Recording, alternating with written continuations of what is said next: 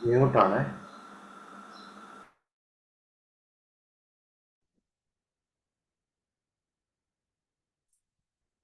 കർത്താവിന് സ്തോത്രം. അനുഗ്രഹിക്കപ്പെട്ട ഈ അവസരത്തിനായിട്ട് കർത്താവിനെ സ്തുതിക്കുന്നു. പ്രത്യേകിച്ച് എന്നെ കൂടെ കോ ഹോസ്റ്റ് ആക്കണേ. എനിക്ക് 1-2 സാധനങ്ങൾ കൊടുക്കണം. ഗിഹോൺ തിയോളജിക്കൽ സെമിനാരിയുടെ ഡയറക്ടറായ ബഹുമാനപ്പെട്ട സൈമൺ സാറ്, മറ്റ് ഫാക്കൽറ്റി മെമ്പേഴ്സ്, പഠിച്ചുകൊണ്ടിരിക്കുന്ന എല്ലാ വിദ്യാർത്ഥികളും എല്ലാവർക്കും സ്നേഹവന്ദനം അറിയിക്കുന്നു. നമുക്ക് ഒരു പ്രാവശ്യം കൂടി ഇപ്രകാരം കർത്താവിന്റെ സന്നിധിയിലായിരിക്കാൻ ദൈവം ഒരുക്കിയ നല്ല അവസരത്തിനായിട്ട് കർത്താവിനെ സ്തുതിക്കുന്നു. നമുക്ക് അപ്പോസ്തല പ്രവർത്തികളുടെ 2ാം ഭാഗം, പ്രത്യേകിച്ചും മിഷണറി യാത്രകളെ കുറിച്ചുള്ള പഠനം ഈ സെമസ്റ്ററിൽ നടത്തുവാൻ കർത്താവ് സഹായിച്ചതോർത്ത് ദൈവത്തെ സ്തുതിക്കുന്നു.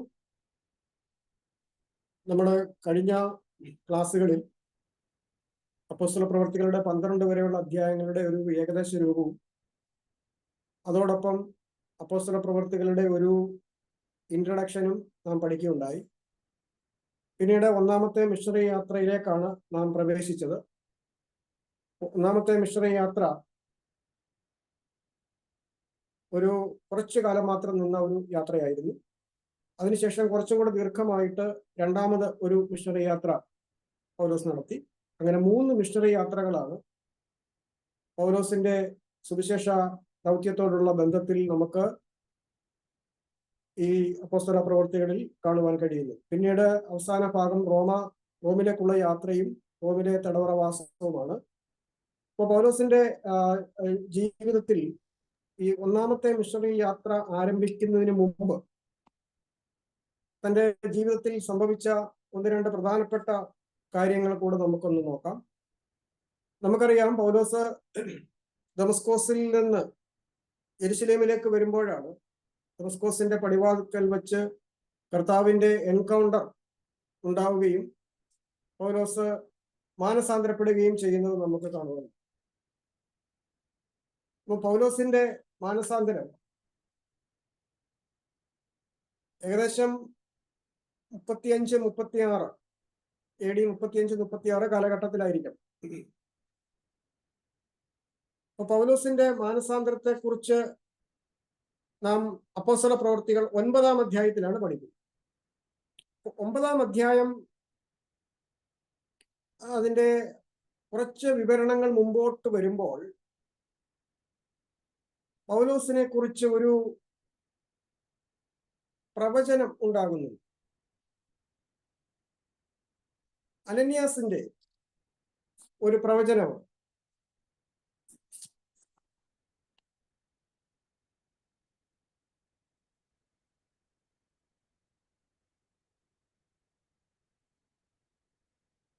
ഒമ്പതാം അധ്യായത്തിന്റെ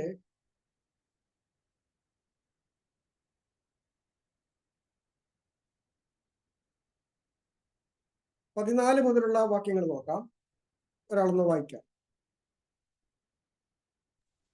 ഇവിടെയും നിന്റെ നാമത്തെ വിളിച്ചപേക്ഷിക്കുന്നവരെ ഒക്കെയും പിടിച്ചുകെട്ടുവാൻ അവന് മഹാപുരോഹിതന്മാരുടെ അധികാരപത്രമുണ്ട് എന്ന് ഉത്തരം പറഞ്ഞു.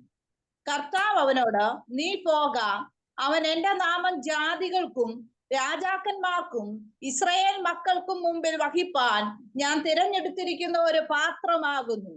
എന്റെ നാമത്തിനു വേണ്ടി അവൻ എന്തെല്ലാം കഷ്ടം അനുഭവിക്കേണ്ടതാകുന്നു എന്ന് ഞാൻ അവനെ കാണിക്കുമെന്ന് പറഞ്ഞു. അങ്ങനെ അനന്യാസ് അവന്റെ മേൽ കൈവയ്ക്കുകയും അവൻ ആത്മപൂർണനാവുകയും എഴുന്നേറ്റ് അവൻ കാഴ്ച പ്രാപിച്ചു. എഴുന്നേറ്റ് സ്നാനം സ്വീകരിച്ചു. 18-ാമത്തെ വാക്യത്തിൽ ഉടനെ അവന്റെ കണ്ണിൽ നിന്ന് ചെതുമ്പൽ പോലെ വീണു, കാഴ്ച ലഭിച്ചു. അവൻ എഴുന്നേറ്റ് സ്നാനമേൽക്കുകയും ആഹാരം കൈക്കൊണ്ട് ബലം പ്രാപിക്കുകയും ചെയ്തു. അപ്പോൾ അവിടെ നാം കാണുന്നത് പൗലോസ് മാനസാന്തരപ്പെട്ട് സ്നാനമേറ്റു.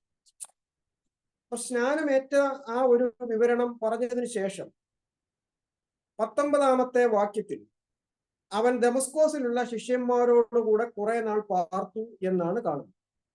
കണ്ടല്ലോ. അപ്പൊ 18-ാം അധ്യായത്തിൽ അവൻ സ്നാനമേൽക്കുകയും ബലം പ്രാപിക്കുകയും ചെയ്തു. 19-ാം വാക്യം വരുമ്പോൾ അവൻ ദമസ്കോസിലുള്ള ശിഷ്യന്മാരോടുകൂടെ കുറെ നാൾ പാർത്തു. ഇവിടെ ഈ 18-ാം വാക്യത്തിനും 19-ാം വാക്യത്തിനും ഇടയിൽ 3 വർഷത്തെ ഒരു ഇടവേള. ആ ചരിത്രം ഇവിടെ ലൂക്കോസ് രേഖപ്പെടുത്തിയിട്ടുണ്ട്. അപ്പൊ മാനസാന്തരത്തിന് ശേഷം പൗലോസിന് ഉടൻ തന്നെ ദമസ്കോസിലേക്ക് പോവുകയല്ലായിരുന്നു. മാനസാന്തരപ്പെട്ട ബലം പ്രാപിച്ച് ആത്മപൂർണനായ പൗലോസ് അപ്പോസ്തലന്മാരുടെ അടുക്കലോട്ടും പോയില്ല, യെരുശലേമിലോട്ടും പോയില്ല, ദമസ്കോസിലോട്ടും പോയില്ല. ഗലാത്യ ലേഖനം 1-ാം അധ്യായത്തിന്റെ 17-ാമത്തെ വാക്യം. ഗലാത്യ ലേഖനം 1-ാം അധ്യായം 17-ാം വാക്യം.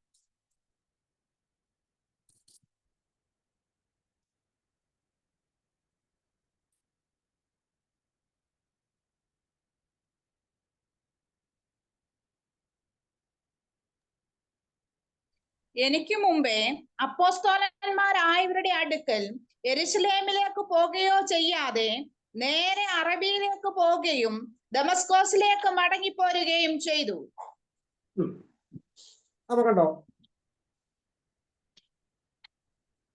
ജാതികളുടെ ഇടയിൽ അറിയിക്കേണ്ടതിന് അവൻ എന്നെ വെളിപ്പെടുത്തുവാൻ പ്രസാദിച്ചപ്പോൾ, എന്നെ ദൈവം വിളിച്ചപ്പോൾ എന്നുള്ള അർത്ഥമാണ്.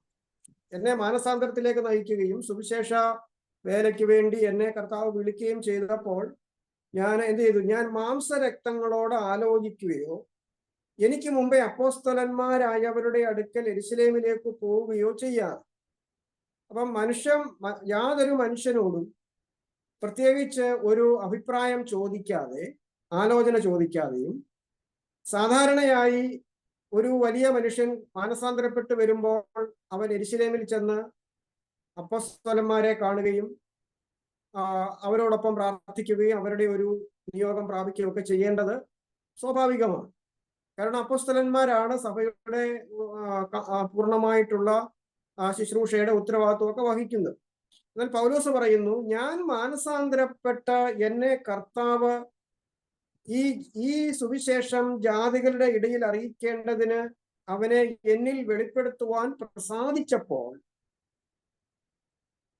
ഞാൻ മാംസരക്തങ്ങളോട് ആലോചിക്കാതെ എനിക്ക് മുമ്പേ അപ്പോസ്തലന്മാരായവരുടെ അടുക്കൽ യെരുശലേമിലേക്ക് പോവുകയോ ചെയ്യാതെ നേരെ അറബിയിലേക്ക് പോവുകയും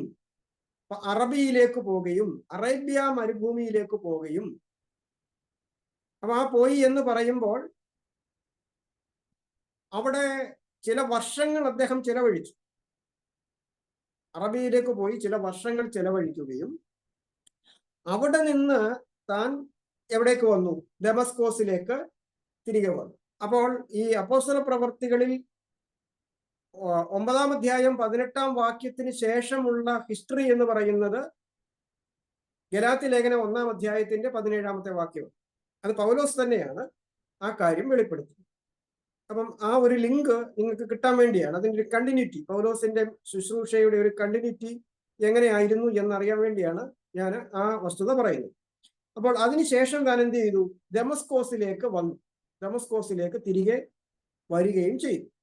അപ്പൊ തിരികെ വന്നതിന് ശേഷം പൗലോസ് അതിന്റെ 9-ാം അധ്യായത്തിന്റെ അപ്പോസ്തല പ്രവർത്തികൾ 9-ാം അധ്യായത്തിന്റെ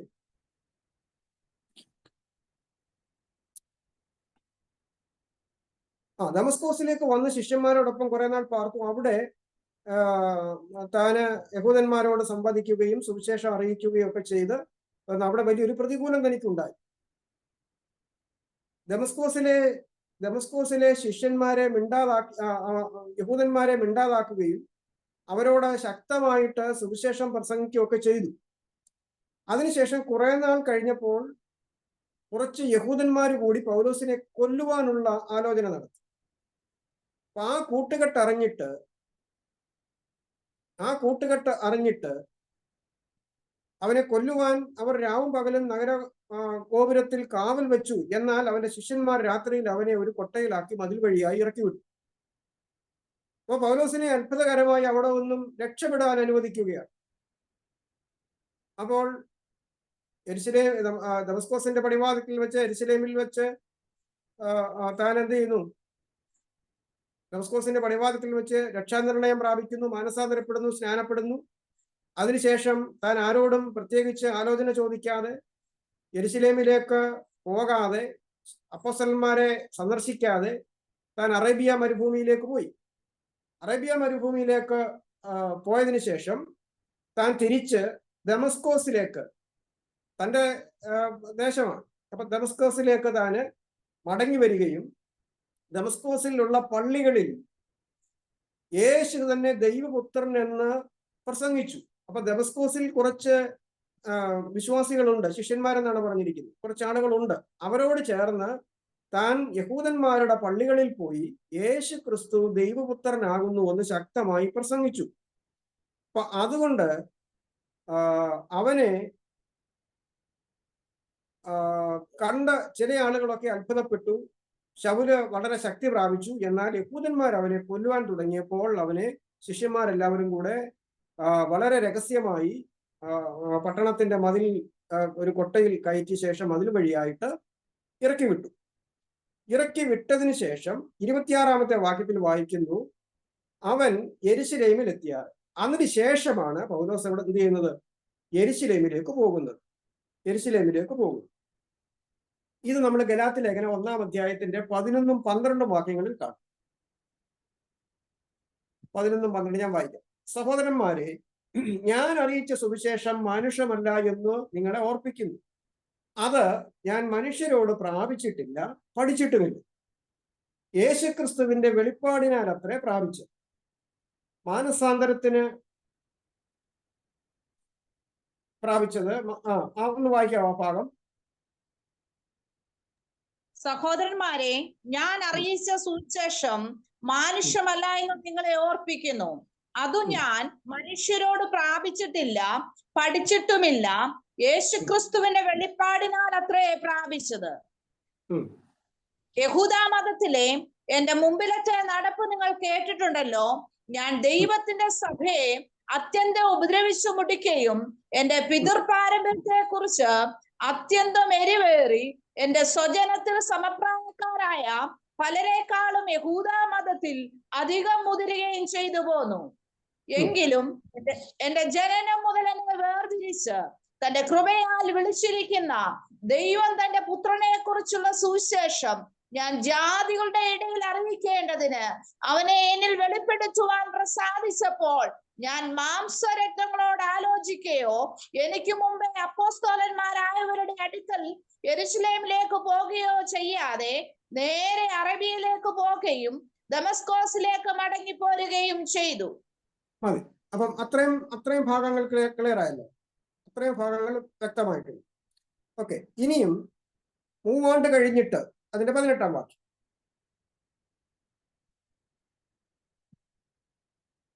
ഗലാത്യർ ഇപ്പം വായിച്ചതിന്റെ ബാക്കി ഉള്ള 18-ാമത്തെ വാക്യം. 3 ആണ്ട് കഴിഞ്ഞിട്ട് കേഭാവുമായി മുഖപരിചയമാകേണ്ടതിന് യെരുശലേമിലേക്ക് പോയി 15 ദിവസം അവനോടുകൂടെ പാർത്തു. എന്നാൽ കർത്താവിന്റെ സഹോദരനായ യാക്കോബിനെ അല്ലാതെ അപ്പോസ്തലന്മാരിൽ വേറൊരുത്തനെയും കണ്ടില്ല. ഞാൻ നിങ്ങൾക്ക് എഴുതുന്നത് ഭോഷ്കല്ല എന്നതിന് ദൈവം സാക്ഷി. പിന്നെ ഞാൻ സുറിയ, കിലിക്കിയ ദിക്കുകളിലേക്ക് പോയി. യഹൂദയിലെ ക്രിസ്തുസഭകൾക്കോ ഞാൻ മുഖപരിചയമില്ലാത്തവനായിരുന്നു. മുമ്പേ നമ്മെ ഉപദ്രവിച്ചവൻ താൻ മുമ്പേ മുടിച്ച വിശ്വാസത്തെ ഇപ്പോൾ പ്രസംഗിക്കുന്നു എന്ന് മാത്രം അവർ കേട്ട് എന്നെ ചൊല്ലി ദൈവത്തെ മഹത്വപ്പെടുത്തി. അപ്പൊ ഈ 3 ആണ്ട് കഴിഞ്ഞിട്ട് എന്ന് പറയുന്നത് ഈ ഡമസ്കോസിലെ താമസത്തിന് ശേഷം 3 ആണ്ട് കഴിഞ്ഞിട്ട് ആണ് താന് എവിടേക്ക് പോകുന്നത്? യെരുശലേമിലേക്ക് പോകുന്നത്. അപ്പൊ പൗലോസ് 3 വർഷം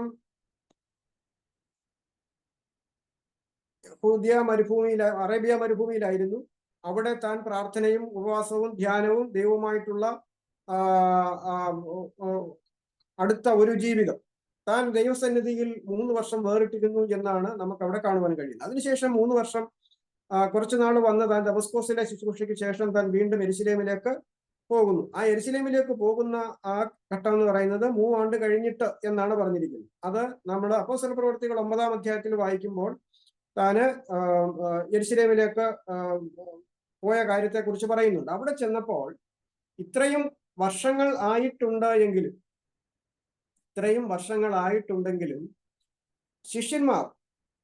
ശിഷ്യന്മാരോട് ചേരുവാൻ യെരുശലേമിൽ ചെന്നിട്ട് താന് ആഗ്രഹിച്ചു. അവരെ കണ്ട് കൈ കൊടുക്കാനും കൂട്ടായ്മ ആചരിപ്പാനും ഒക്കെ താന് ശ്രമിച്ചു. എങ്കിലും അവിടെയുള്ള ശിഷ്യന്മാർ പൗലോസിനെ വിശ്വസിച്ചില്ല. പൗലോസിനെ അവർ സ്വീകരിച്ചില്ല, അംഗീകരിച്ചില്ല. അങ്ങനെ അവരെല്ലാവരും അവനെ സംബന്ധിച്ച് അപ്പോഴും ഭയമുള്ളവരായി, പേടിയുള്ളവരായിട്ടിരിക്കുകയും.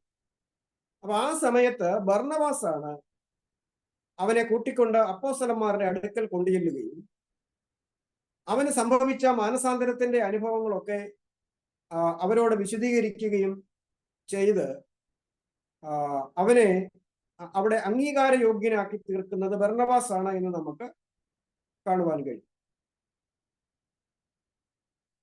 അതിനുശേഷം താൻ എന്താണ് ചെയ്തത്? അപ്പോസ്തലന്മാരുടെ അടുക്കൽ ചെന്നതിന് ശേഷം ദമസ്കോസിൽ അവൻ യേശുവിന്റെ നാമത്തിൽ പ്രാഗൽഭ്യത്തോടെ പ്രസംഗിച്ചതും എല്ലാം അവരോട് വിവരിച്ചു പറഞ്ഞു.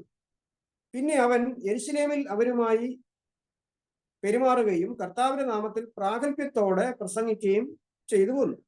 യവന ഭാഷക്കാരായ യഹൂദന്മാരോടും അവൻ സംഭാഷിച്ച് തർക്കിച്ചു. അപ്പൊ യവന ഭാഷക്കാരായ യഹൂദന്മാർ എന്ന് പറയുന്നത് യെരുശലേമിന് വെളിയിലുള്ള സംസ്കാരത്തിൽ ജീവിക്കുന്ന യഹൂദന്മാരാണ്. ഹെല്ലനിസ്റ്റിക് യവന സംസ്കാരത്തെ സ്വാധീനിച്ചിട്ടുള്ള യഹൂദന്മാരെയാണ് ആ ഒരു പദം കൊണ്ട് ഉദ്ദേശിക്കുന്നത്. അപ്പൊ യവന ഭാഷക്കാരായ യഹൂദന്മാരോടും അവൻ സംഭാഷിച്ചു തർക്കിച്ചു. അവരോ അവനെ കൊല്ലുവാൻ വട്ടം കൂട്ടി. അപ്പൊ രണ്ടാം തവണ വീണ്ടും പൗലോസിന് ഭീഷണി ഉണ്ടാവുകയാണ്. കൊല്ലുവാനായിട്ട് അവനെ നോക്കി സഹോദരന്മാർ അത് അറിഞ്ഞിട്ട് അവനെ കൈസരിയയിലേക്ക് കൊണ്ടുപോയി. കൈസരിയയിൽ നിന്നും പൗലോസ് തർസോസിലേക്ക് താന് പോകുന്നു. അപ്പം ഈ 9-ാം അധ്യായത്തിൽ പൗലോസ് തർസോസിലേക്ക് പോയ സംഭവം വിവരിച്ചുകൊണ്ടാണ്, അല്ലെങ്കിൽ സൂചിപ്പിച്ചുകൊണ്ടാണ് 9-ാം അധ്യായത്തിലെ ചരിത്രം അവസാനിക്കുന്നത്. അപ്പം അവിടെ താന് ഇപ്പൊ പൗലോസ് മാനസാന്തരപ്പെട്ടിട്ട് കുറെ വർഷങ്ങളായി, കുറെ സ്ഥലങ്ങളിൽ അദ്ദേഹം പ്രസംഗിച്ചു, കുറെ പ്രതികൂലങ്ങളൊക്കെ തനിക്ക് നേരിടേണ്ടി വന്നു. എന്നാൽ അതിനുശേഷമാണ് പൗലോസ് ഈ തർസോസിലേക്ക് പോകുന്നു. അപ്പൊ തർസോസിലേക്ക് പോയ പൗലോസിനെ പിന്നീട് എങ്ങനെയാണ് അന്ത്യോക്യ സഭയിൽ 13-ാമത്തെ അധ്യായത്തിൽ കാണുന്ന അന്ത്യോക്യ സഭയിൽ നാം കാണുന്നത് എന്ന് ചോദിച്ചാൽ, അപ്പൊ പൗലോസ് ഇപ്പോഴെവിടെയാണ്? തർസോസിലേക്ക് പോയി. അപ്പൊ അതിനു മുമ്പ് നടന്ന സംഭവങ്ങളെല്ലാം നമുക്കറിയാം. അപ്പൊ ഇപ്പോൾ താന് തർസോസിലേക്ക് പോയിരിക്കുന്നു. അപ്പോൾ ഈ സമയത്ത് നടന്ന ഒരു സംഭവമാണ് അന്ത്യോക്യയിൽ സ്തേഫാനോസ് നിമിത്തം ഉണ്ടായ പീഡനം കൊണ്ട് ഓടിപ്പോയ ആളുകളുടെ സുവിശേഷീകരണ പ്രവർത്തനം മൂലം വലിയ ഉണർവുണ്ടാവുകയാണ്. അനേക ആളുകൾ കർത്താവിങ്കിലേക്ക് വരുന്നു, ജാതികളായ അനേകര് കർത്താവിങ്കിലേക്ക് വരുന്നു എന്നുള്ള വിവരം അപ്പോസ്തലന്മാർ അറിഞ്ഞപ്പോൾ, നാം കഴിഞ്ഞ ദിവസം അത് പഠിച്ചതാണ്. അപ്പോസ്തലന്മാർ അറിഞ്ഞപ്പോൾ ബർന്നബാസിനെ അതിന്റെ വിവരം അന്വേഷിക്കുവാൻ വേണ്ടി വിളിച്ചു. ബർന്നബാസ് അവിടെ ചെന്ന് ദൈവകൃപ കണ്ട് സന്തോഷിക്കുകയും വളരെ ഹൃദയ നിർണയത്തോടെ കർത്താവിനോട് ചേർന്ന് നിൽപ്പാൻ അവരെ പ്രബോധിപ്പിക്കുകയും ചെയ്തു. അതിനുശേഷം അതിന്റെ 23-ാമത്തെ വാക്യം, 11-ാം അധ്യായത്തിന്റെ 25-ാമത്തെ വാക്യം വായിക്കുമ്പോൾ, അവൻ ശൗലിനെ തിരവാൻ തർസോസിലേക്ക് പോയി. അപ്പൊ പൗലോസ് ഇപ്പൊ എവിടെയാണ്? തർസോസിലാണ്. അപ്പൊ യെരുശലേമിൽ നിന്നും ദമസ്കോസിൽ വന്ന പൗലോസ് തർസോസിലേക്ക് പോവുകയും അവിടെ തന്റെ സ്വന്തം ദേശത്ത് താൻ കർത്താവിനെ സേവിക്കുകയും ചെയ്തു വരുന്ന ഒരു ഘട്ടമാണ്. അപ്പോൾ ഈ സമയത്താണ് ബർന്നബാസ് അവനെ വിളിച്ചുകൊണ്ട് അന്ത്യോക്യയിലേക്ക് വരുന്നു. അന്ത്യോക്യയിൽ അവിടെ കൊണ്ടുവന്ന് ബർന്നബാസ് ഒരു സംവത്സരം മുഴുവനും അവരൊരുമിച്ച് സഭായോഗങ്ങൾ നടത്തുകയും ടീച്ചിങ് മിനിസ്ട്രി കൂടുതൽ ഉപദേശിക്കുകയും ചെയ്തു വന്നു. അങ്ങനെ അവിടെ വലിയ കൂട്ടം ആളുകൾ കർത്താവിനെ അറിയുകയും കർത്താവിന്റെ വചനം പഠിക്കുകയും സുവിശേഷ തൽപരരായി ഒരു മാതൃകയുള്ള സഭയായി അത് വളർന്നു വരികയും ചെയ്തു അന്ത്യോക്യയിലെ സഭ. അപ്പൊ അവിടെ വെച്ചാണ് ശിഷ്യന്മാർക്ക് ക്രിസ്ത്യാനികൾ എന്ന് പേരുണ്ടായത്. അതൊക്കെ നാം പഠിച്ചതാണ്. അപ്പോൾ ഇങ്ങനെയാണ് പൗലോസ് എവിടെ വന്നത്? അന്ത്യോക്യ സഭയിൽ വരുന്നത്. അപ്പൊ 13-ാം അധ്യായത്തിലേക്ക് വരുമ്പോഴാണ്, പിന്നീട് 12-ാം അധ്യായത്തിൽ പത്രോസിനെ കുറിച്ചുള്ള ആ വിവരണമാണ്. 13-ാം അധ്യായത്തിലേക്ക് വരുമ്പോഴാണ് അവിടെ നടക്കുന്ന ഒരു പ്രാർത്ഥനയിൽ ഉപവസിച്ചും പ്രാർത്ഥിച്ചും കൊണ്ടിരിക്കുമ്പോൾ പൗലോസിനെ വിളിച്ചിരിക്കുന്ന വേലയ്ക്കായി വേർതിരിക്കുവാൻ വേണ്ടി കർത്താവിന്റെ പരിശുദ്ധാത്മാവ്, ദൈവാത്മാവിന്റെ വലിയ ആലോചന അവിടെ ഉണ്ടാകുന്നതായി നമുക്ക് കാണുവാൻ കഴിയും. അതിനെക്കുറിച്ചും നമ്മൾ കഴിഞ്ഞ ദിവസം പഠിച്ചു. അപ്പം ഇതാണ് പൗലോസ് ഈ 13-ാം അധ്യായം വരെയുള്ള പൗലോസിന്റെ ജീവിതത്തിന്റെ ഒരു ഹിസ്റ്റോറിക്കൽ മൈൽ സ്റ്റോൺസ്. അതാണ് നമ്മളിപ്പോഴൊരു ചെറുതായിട്ട് നമ്മൾ മനസ്സിലാക്കിയത്. അപ്പം പൗലോസ് സത്യത്തിൽ പെട്ടെന്ന് ഒരു മിഷണറി യാത്ര ചെയ്യുകയായിരുന്നില്ല. പൗലോസ് ഏകദേശം 8-9 വർഷം കഴിഞ്ഞതിന് ശേഷമാണ് താന് സുവിശേഷ വേലയ്ക്ക് വേണ്ടി പൂർണ്ണമായി വേർതിരിക്കപ്പെടുവാനുള്ള ഒരു വലിയ വിളിയും നിയോഗവും ഉണ്ടാകും. അതിനു മുമ്പ് താൻ സുവിശേഷ വേല ചെയ്തു, കർത്താവിനെ സാക്ഷിച്ചു, മരണഭീതി ഉണ്ടായി, കൊല്ലുമെന്നൊക്കെ പറഞ്ഞു. പക്ഷെ ഒരു പ്രത്യേകമായ വേറിട്ട ഒരു വിളി തനിക്ക് പിന്നെയും ഉണ്ടാവുകയാണ്. അപ്പൊ തന്നെ ജനനം മുതൽ വിളിച്ച് വേർതിരിച്ചുവെന്നും ജാതികളുടെ സാക്ഷ്യമായി തന്നെ നിർത്തുമെന്നും ഒക്കെ നമ്മൾ വായിച്ചതാണ്. അനന്യാസിന്റെ പ്രവചനം പൗലോസിന്റെ മേൽ ഉണ്ടായിരുന്നത് 3 കാര്യങ്ങളായിരുന്നു. ഒന്ന്, ജാതികളോട് നീ സുവിശേഷം അറിയിക്കും. ജാതികളോട് നീ സുവിശേഷം അറിയിക്കും. അന്ന് വരെ അങ്ങനെ ഒരു നിയോഗമുള്ള ഒരു മിഷണറി അല്ലെങ്കിൽ ഒരു അപ്പോസ്തലൻ അന്ന് വരെ എഴുന്നേറ്റിട്ടില്ല. കാരണം ബാക്കിയുള്ള എല്ലാവരും യെരുശലേമിലും അതുപോലെ യഹൂദന്മാരോടുമാണ് സുവിശേഷം പങ്കുവെച്ചു വന്നത്. അപ്പൊ ജാതികളോട് നീ സുവിശേഷം അറിയിക്കും. കാരണം താൻ അന്ത്യോക്യയിലേക്ക് വരുന്നതിന് മുമ്പേ, മറ്റ് സ്ഥലങ്ങളിലേക്കൊക്കെ താൻ പ്രവർത്തിക്കുന്നതിന് മുമ്പ് തന്നെ ദൈവത്തിന്റെ ആലോചന, അവന്റെ ശുശ്രൂഷ എന്തായിരിക്കും എന്ന് അവൻ മാനസാന്തരപ്പെട്ടപ്പോൾ തന്നെ കർത്താവ് എന്ത് ചെയ്തു? അറിയിച്ചു. എന്ത് ചെയ്യും? ജാതികളോട് നീ സുവിശേഷം അറിയിക്കും. 2, രാജാക്കന്മാരോടും ഭരണകർത്താക്കളോടും സുവിശേഷം അറിയിക്കും. അപ്പൊ ജാതികളോട് സുവിശേഷം അറിയിക്കും, രാജാക്കന്മാരോടും ഭരണകർത്താക്കളോടും സുവിശേഷം അറിയിക്കും. 3, ഇസ്രായേൽ ജനതയോട് നീ സാക്ഷ്യം പറയും, സുവിശേഷം അറിയിക്കും. അപ്പൊ ഈ 3 രീതിയിലുള്ള ശുശ്രൂഷ പൗലോസിന്മേൽ ഫലമേൽപ്പിച്ചിട്ടുണ്ട് എന്ന് അനന്യാസ് എന്ത് ചെയ്തു? ദൈവാത്മാവിനാൽ പ്രവചനമായി അവനോട് സംസാരിച്ചു, മാനസാന്തരപ്പെട്ട. പക്ഷെ അതിനുശേഷം പൗലോസ് പെട്ടെന്ന് ജാതികളോട് സുവിശേഷം അറിയിക്കാൻ വേണ്ടി പോവുകയായിരുന്നില്ല. എന്നെ കുറിച്ചുള്ള ദൈവാലോചന ഇതാണല്ലോ, എന്നാൽ ഞാൻ വേണ്ട പോകുന്നു എന്ന് പറഞ്ഞു പോവുകയല്ല. അത് കേട്ടപ്പോഴാണ് താന് മനുഷ്യ രക്തങ്ങളോട് ആലോചന, മാംസരക്തങ്ങളോട് ആലോചന ചോദിക്കാതെ, അപ്പോസ്തലന്മാരെ പോലും കാണുവാൻ താൻ യെരുശലേമിലേക്ക് പോകാതെ വേറിട്ട് അറേബ്യ മരുഭൂമിയിലേക്ക് പോയി താന് ദൈവസന്നിധിയിൽ പ്രാർത്ഥിക്കുവാനും വചനം പഠിക്കുവാനും ദൈവത്തിന്റെ വെളിപ്പാടുകളും ആലോചനകളും പ്രാപിക്കുവാനും വേണ്ടി സമയം വേർതിരിച്ചു എന്നുള്ളതാണ്. അപ്പൊ ഈ 13-ാമത്തെ അധ്യായത്തിൽ പരിശുദ്ധാത്മാവ് അവനെ വേർതിരിക്കാൻ പറയുമ്പോൾ പൗലോസ് തന്നെ വിളിച്ചിരിക്കുന്ന വേലയ്ക്ക് വേണ്ടി ഒരുക്കപ്പെട്ടിരിക്കുകയായി. സ്തോത്രം.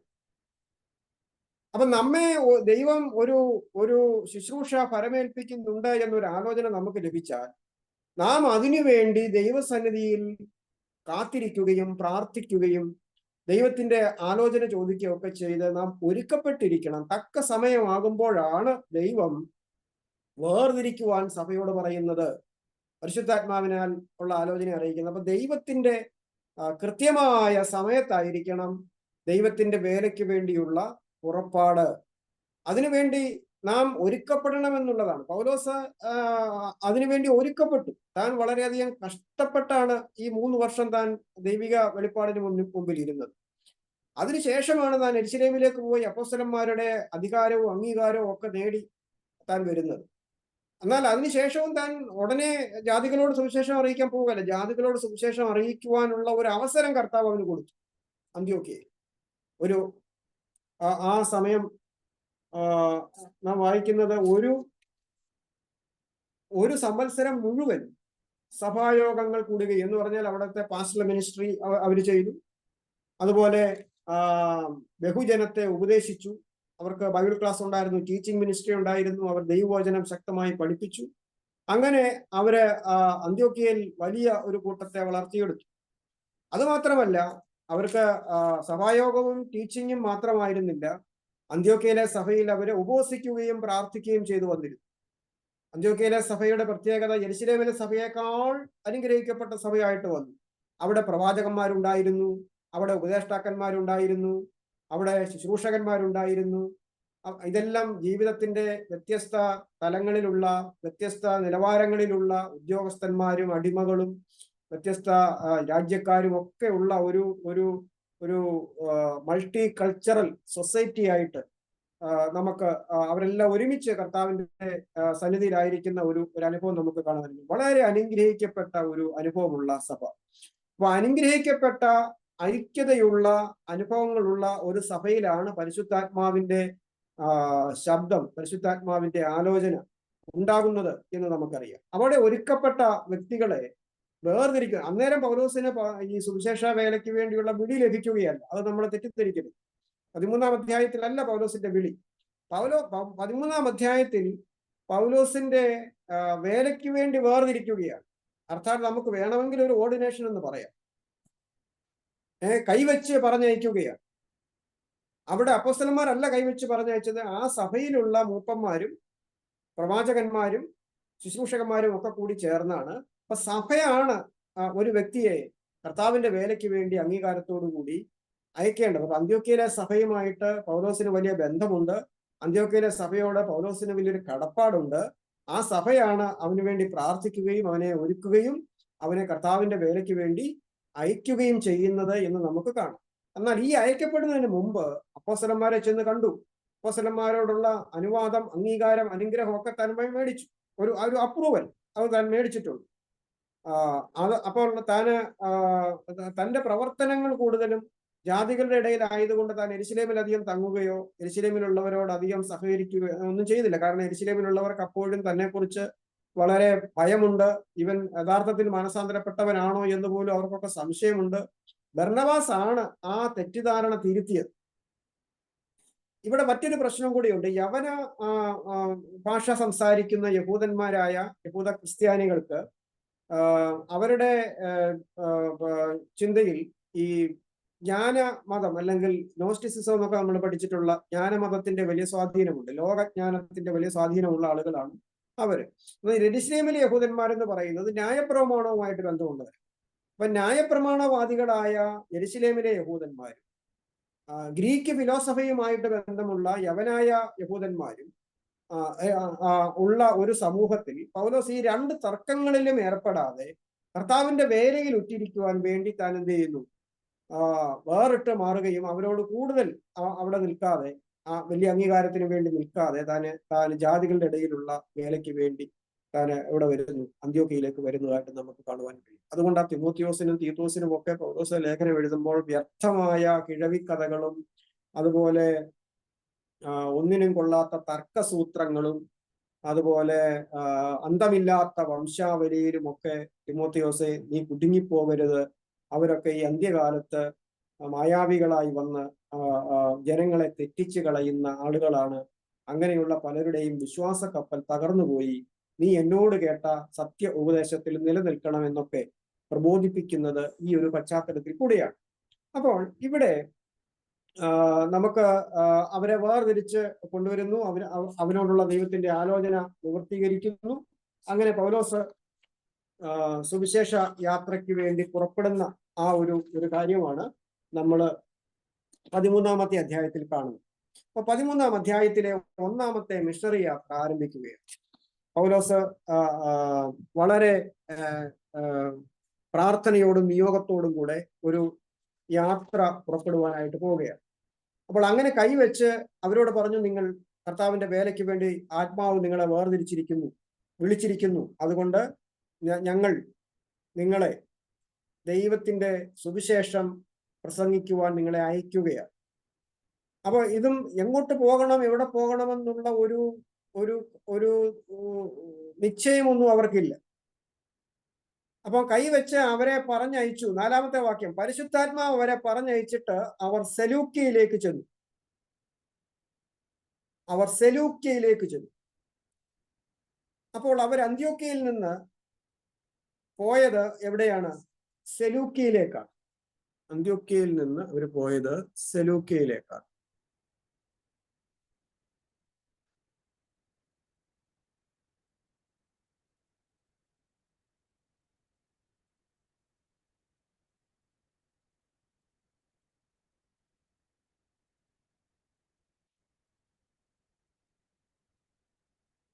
കാണാമല്ലോ.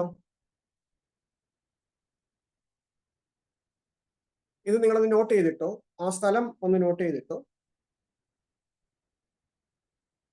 അന്ത്യോക്യ, സിറിയയിലെ അന്ത്യോക്യയിൽ നിന്ന് സെലൂക്യയായിരുന്നു അവിടുത്തെ തുറമുഖം. അപ്പൊ സെലൂക്യ തുറമുഖത്ത് നിന്ന് അവർ യാത്ര ആരംഭിക്കുകയാണ്.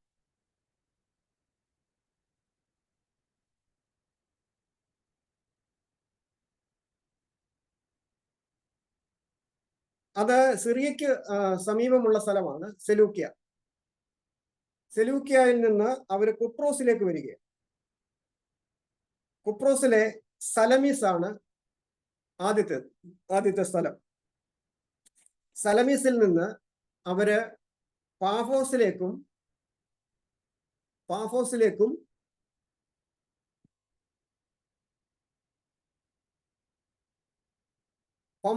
പെർഗ പംഫുല്യ ഈ രണ്ട് സ്ഥലങ്ങളിലേക്ക് അവർ വരികയാണ്. അപ്പോ കുപ്രോസിൽ വന്നു. കുപ്രോസിൽ നിന്ന് സലമീസിൽ നിന്ന് പാഫോസ്, പെർഗ പംഫുല്യ, അതിനുശേഷം അത്തല്യ വഴി പിസിദ്യയിലെ അന്ത്യോക്യയിലേക്ക് വന്നു. പിസിദ്യൻ അന്ത്യോക്യ എന്ന് പറയുന്നത് ഗലാത്യ പ്രദേശങ്ങളാണ്. പിസിദ്യൻ അന്ത്യോക്യയിൽ നിന്നും ഇക്കോന്യയിലേക്ക് വരുന്നു. അതും ഗലാത്യ പ്രദേശമാണ്. അതിനുശേഷം ലുസ്ത്ര ദർബ എന്ന് പറയുന്ന സ്ഥലങ്ങളിലേക്ക് വന്നു. ഈ ലുസ്ത്ര ദർബ എന്ന് പറയുന്ന സ്ഥലങ്ങളിൽ വന്ന്, അത് രണ്ടും അടുത്തടുത്ത സ്ഥലങ്ങളാണ്. അവിടെ വന്നതിന് ശേഷം പൗലോസ് ലുസ്ത്ര, ഇക്കോന്യ, പിസിദ്യയിലെ അന്ത്യോക്യ, പെർഗ, അത്തല്യ അത്രയും പ്രദേശങ്ങളിലേക്ക് താൻ വീണ്ടും സന്ദർശനം നടത്തി. അവിടെ വരെ വന്ന ശേഷം ഒന്നും കൂടെ തിരിച്ച് താൻ അത്തല്യ വരെ പോവുകയും അങ്ങനെ അത്തല്യയിൽ ചെന്നതിന് ശേഷം താൻ അന്ത്യോക്യയിലേക്ക് വരികയും ചെയ്തു. അപ്പൊ നിങ്ങൾ ആ ലിസ്റ്റ് നിങ്ങൾ നോക്കി അറിയാം. അന്ത്യോക്യയിലെ സിറിയയിലെ അന്ത്യോക്യ, സിറിയയിലെ സെലൂഷ്യ, പിന്നെ സലാമിസ്, പാഫോസ്, പെർഗ, പംഫുല്യ, അത്തല്യ വഴി പിസിദ്യയിലെ അന്ത്യോക്യ, ഇക്കോന്യ, ലുസ്ത്ര, ദർബ വരെ കഴിഞ്ഞിട്ട് പോൾ റിട്ടേൺ ടു ലുസ്ത്ര. കണ്ടോ? Paul return to Lystra. അതിനുശേഷം പിസിദ്യൻ അന്ത്യോക്യയിലേക്ക് പോകുന്നു. ഗലാത്യ പ്രദേശങ്ങളിലേക്ക് താൻ പോകുന്നു. ശേഷം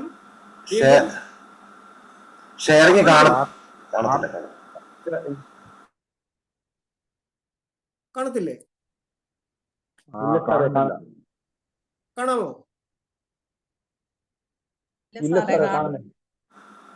എന്തോ? ഇല്ല, കാണത്തില്ല. ആർക്കും കാണത്തില്ലേ? ഡിസ്പ്ലേ ആയിട്ടില്ല. ഒരു മിനിറ്റ്.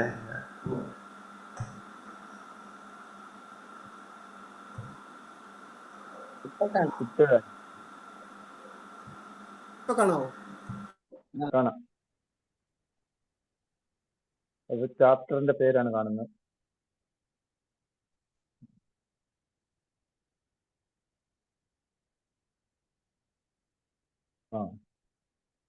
കാണാമോ? കാണാം. സിറിയയിലെ അന്ത്യോക്യ, അതിനുശേഷം സെലൂക്യ, സലാമിസ്, അതായത് സലാമിസ് എന്ന് പറയുന്നത് കുപ്രോസ് ആണ്. കുപ്രോസിലെ സലാമിസിൽ വരുന്നു. അതിനുശേഷം കുപ്രോസിലെ പാഫോസ്, അതിനുശേഷം പെർഗ, പംഫുല്യ പ്രദേശങ്ങളിലേക്ക് വരുന്നു. പിന്നീട് ഗലാത്യ പ്രദേശത്തേക്ക് പോയിട്ട് പിസിദ്യൻ അന്ത്യോക്യയാണ്. പിസിദ്യൻ അന്ത്യോക്യ എന്ന് പറയുന്നത് പിസിദ്യൻ അന്ത്യോക്യ ഗലാത്യ പ്രദേശം തന്നെയാണ്. അതിനുശേഷം ഇക്കോന്യ, ലുസ്ത്ര, ദർബ, അത്രയും സ്ഥലങ്ങളിലേക്ക് വന്നതിന് ശേഷം പൗലോസ് എന്ത് ചെയ്തു? പൗലോസ് വീണ്ടും ലുസ്ത്ര, ഇക്കോന്യം, പിസിദ്യയിലെ അന്ത്യോക്യ, ഗലാത്യ പ്രദേശങ്ങളിലേക്ക് വീണ്ടും താൻ തിരിച്ചുപോയി. തിരിച്ചു പോയതിനു ശേഷം പെർഗ, ലുസ്ത്ര, അദല്യ വഴി താന് പിന്നെ അന്ത്യോക്യയിലേക്ക് താൻ അദല്യ വഴി അന്ത്യോക്യയിലേക്ക് തിരിച്ചു പോരുന്നതായിട്ട് നമുക്ക് കാണാൻ കഴിയുന്നുണ്ട്. ഇതാണ് പൗലോസിന്റെ ഒന്നാമത്തെ യാത്രയുടെ സ്ഥലങ്ങള്, അതുപോലെ അതിന്റെ ഡേറ്റ് കാര്യങ്ങൾ, ഏകദേശമുള്ള ഡേറ്റ്. പലയിടത്തും ഡേറ്റ് വ്യത്യാസമായിട്ടൊക്കെയാണ് പലയിടത്തും കാണുന്നത്. ഇതാണ് ഒരു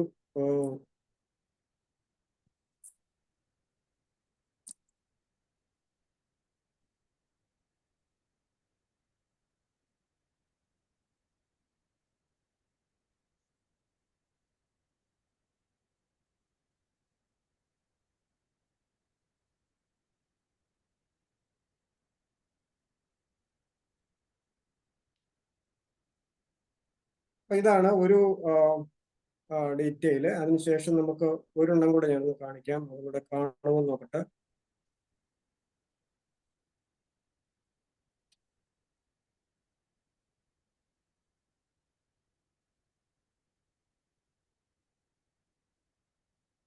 ഇത് നമ്മൾ ഇത് കാണാമോ? ഇല്ല ഇല്ല സർ. ഇപ്പൊ കാണാം.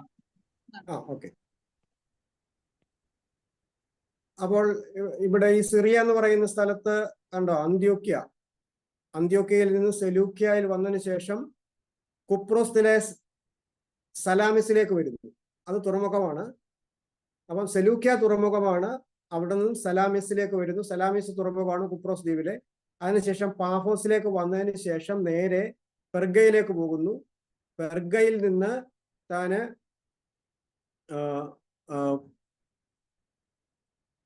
പെർഗയിൽ നിന്ന് പിസിദ്യയിലെ അന്ത്യോക്യയിലേക്ക് പോകുന്നു. പിസിദ്യയിലെ അന്ത്യോക്യയിൽ നിന്ന് ഇക്കോന്യ, ദർബ എന്നീ സ്ഥലങ്ങളിലേക്ക് താൻ പോകുന്നു. അതിനുശേഷം ആ പ്രദേശം ഗലാത്യ പ്രദേശമാണ്. ആ ഗലാത്യ പ്രദേശം ഒരു പ്രാവശ്യം കൂടെ സന്ദർശിച്ചതിന് ശേഷം താന് അന്ത്യോക്യ ചെന്ന ശേഷം പെർഗായിൽ വന്നിട്ട് അഥല്യായിൽ വന്ന ശേഷമായിട്ട് പാഫോസിൽ വന്ന് തിരിച്ച് അന്ത്യോക്യയിലേക്ക്, സിറിയയിലെ അന്ത്യോക്യയിലേക്ക് താന് മടങ്ങി വരികയായിരുന്നു എന്ന് നമുക്ക് കാണാൻ കഴിയും.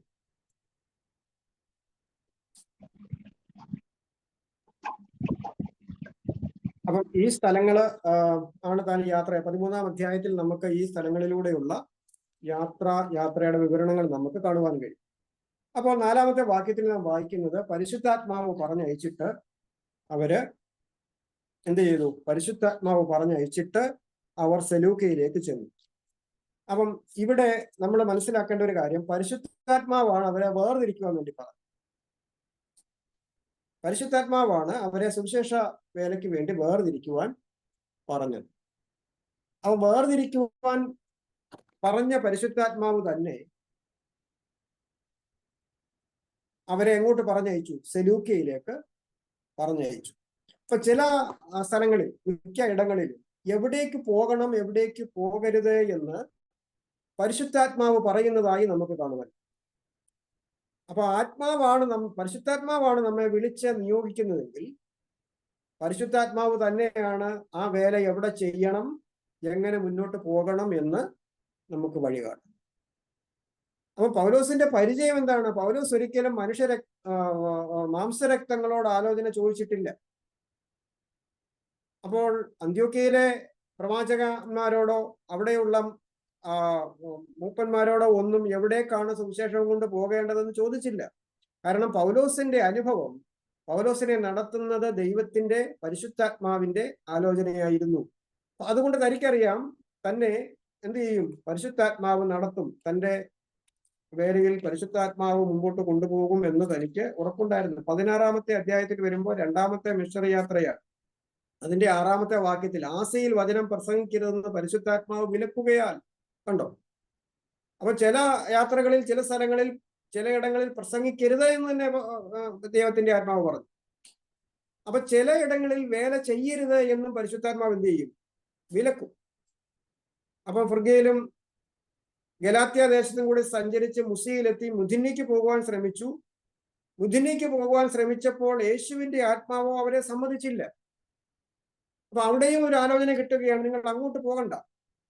അങ്ങനെ ഇരിക്കുമ്പോഴാണ് മക്കെദോന്യക്കാരനായ ഒരു മനുഷ്യന്റെ ദർശനം തനിക്ക് ലഭിക്കുകയും കർത്താവ് മക്കെദോന്യയിലേക്ക് തങ്ങളെ നയിക്കുന്നുവെന്ന് മനസ്സിലാക്കുകയും ചെയ്യും. അപ്പൊ ദർശനങ്ങളിലൂടെ, പ്രവചനങ്ങളിലൂടെ, വെളിപ്പാടുകളിലൂടെ, ദൈവിക നടത്തിപ്പുകളിലൂടെ ലഭിക്കുന്ന ദൈവത്തിന്റെ ആലോചനകളെ അനുസരിക്കുമ്പോഴാണ് കർത്താവിന്റെ ഹിതപ്രകാരമുള്ള ദൈവവേല നടക്കുന്നത് എന്ന് നമുക്ക് കാണുവാൻ. സെലൂക്കിയയിലേക്ക് ചെന്നു. അവിടെ നിന്ന് കപ്പൽ കയറി കുപ്രോസ് ദ്വീപിലേക്ക് പോയി. അപ്പൊ സെലൂക്കിയായിരുന്നു ഈ അന്ത്യോക്യയിലെ തുറമുഖ പട്ടണം. അവിടെ നിന്നും അവര് സെലൂക്കിയിലേക്ക് ചെല്ലുന്നു. അവിടെ നിന്ന് കപ്പൽ കയറി കുപ്രോസ് ദ്വീപിലേക്ക് പോയി. അപ്പം കൂട്ടത്തിൽ ആരുണ്ട്? കൂട്ടത്തിൽ ആരാ ഉള്ളത്? ബർന്നബാസ്. ഈ ബർന്നബാസ് എവിടുത്തുകാരനാണ്?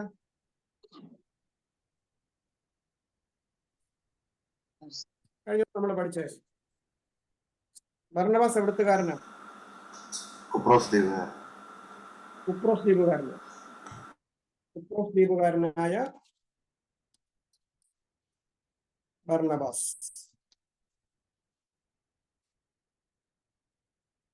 നാലാം അധ്യായത്തിന്റെ 33-ാമത്തെ വാക്യം വായിച്ചേ. 36-ാമത്തെ വാക്യം.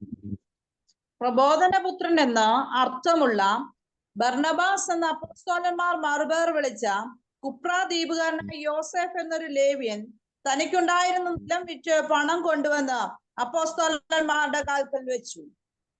അപ്പൊ ഇവിടെ നമ്മള് നേരത്തെ കണ്ടതാണ്, കുപ്രോസ് ദ്വീപുകാരനാണ് ബർന്നബാസ്. അപ്പൊ ബർന്നബാസ് അവിടെ ഉണ്ടായിരുന്നു. ബർന്നബാസ് പറയുന്നു, നമുക്ക് എങ്ങോട്ട് പോകാം? നമുക്ക് കുപ്രോസ് ദ്വീപിലേക്ക് ഇറങ്ങാം. അപ്പൊ കുപ്രോസ് ദ്വീപിലേക്ക് പോകുവാൻ ബർന്നബാസിന് യാതൊരു വൈമനസ്യവും ഉണ്ടായിരുന്നില്ല. കുപ്രോസ് ദ്വീപിലേക്ക് പോയത് സ്വദേശത്തുള്ള സുവിശേഷം അറിയിക്കുന്നതിനുള്ള ഒരു താല്പര്യവും കൂടിയാണ്. സ്വന്തം ദേശത്ത് കർത്താവിനെ സാക്ഷിക്കുക എന്നുള്ളതാണ് ഏറ്റവും പ്രയാസമുള്ള കാര്യം. സ്വന്തം കൂട്ടുകാരോട്, സ്വന്തം നാട്ടുകാരോട്, സ്വന്തം അയൽക്കാരോട് ആ പ്രദേശങ്ങളിലൊക്കെ കർത്താവിന്റെ സാക്ഷ്യം വഹിക്കുക എന്ന് പറയുന്നത് വലിയ ബുദ്ധിമുട്ടുള്ള കാര്യമാണ്. കാരണം അതിനനുസരിച്ചുള്ളതായ സാക്ഷ്യ ജീവിതം, വിശുദ്ധ ജീവിതം, സമർപ്പണം ഒക്കെ ഉണ്ടെങ്കിൽ മാത്രമേ അതിന് സാധിക്കത്തുള്ളൂ. അപ്പോൾ ഇവിടെ ബർന്നബാസ് വളരെ ധൈര്യത്തോടു കൂടി തന്റെ പ്രദേശത്തേക്ക് ചെന്ന് അവിടെ പ്രസംഗിക്കുവാനായിട്ട് താല്പര്യപ്പെടുന്നു.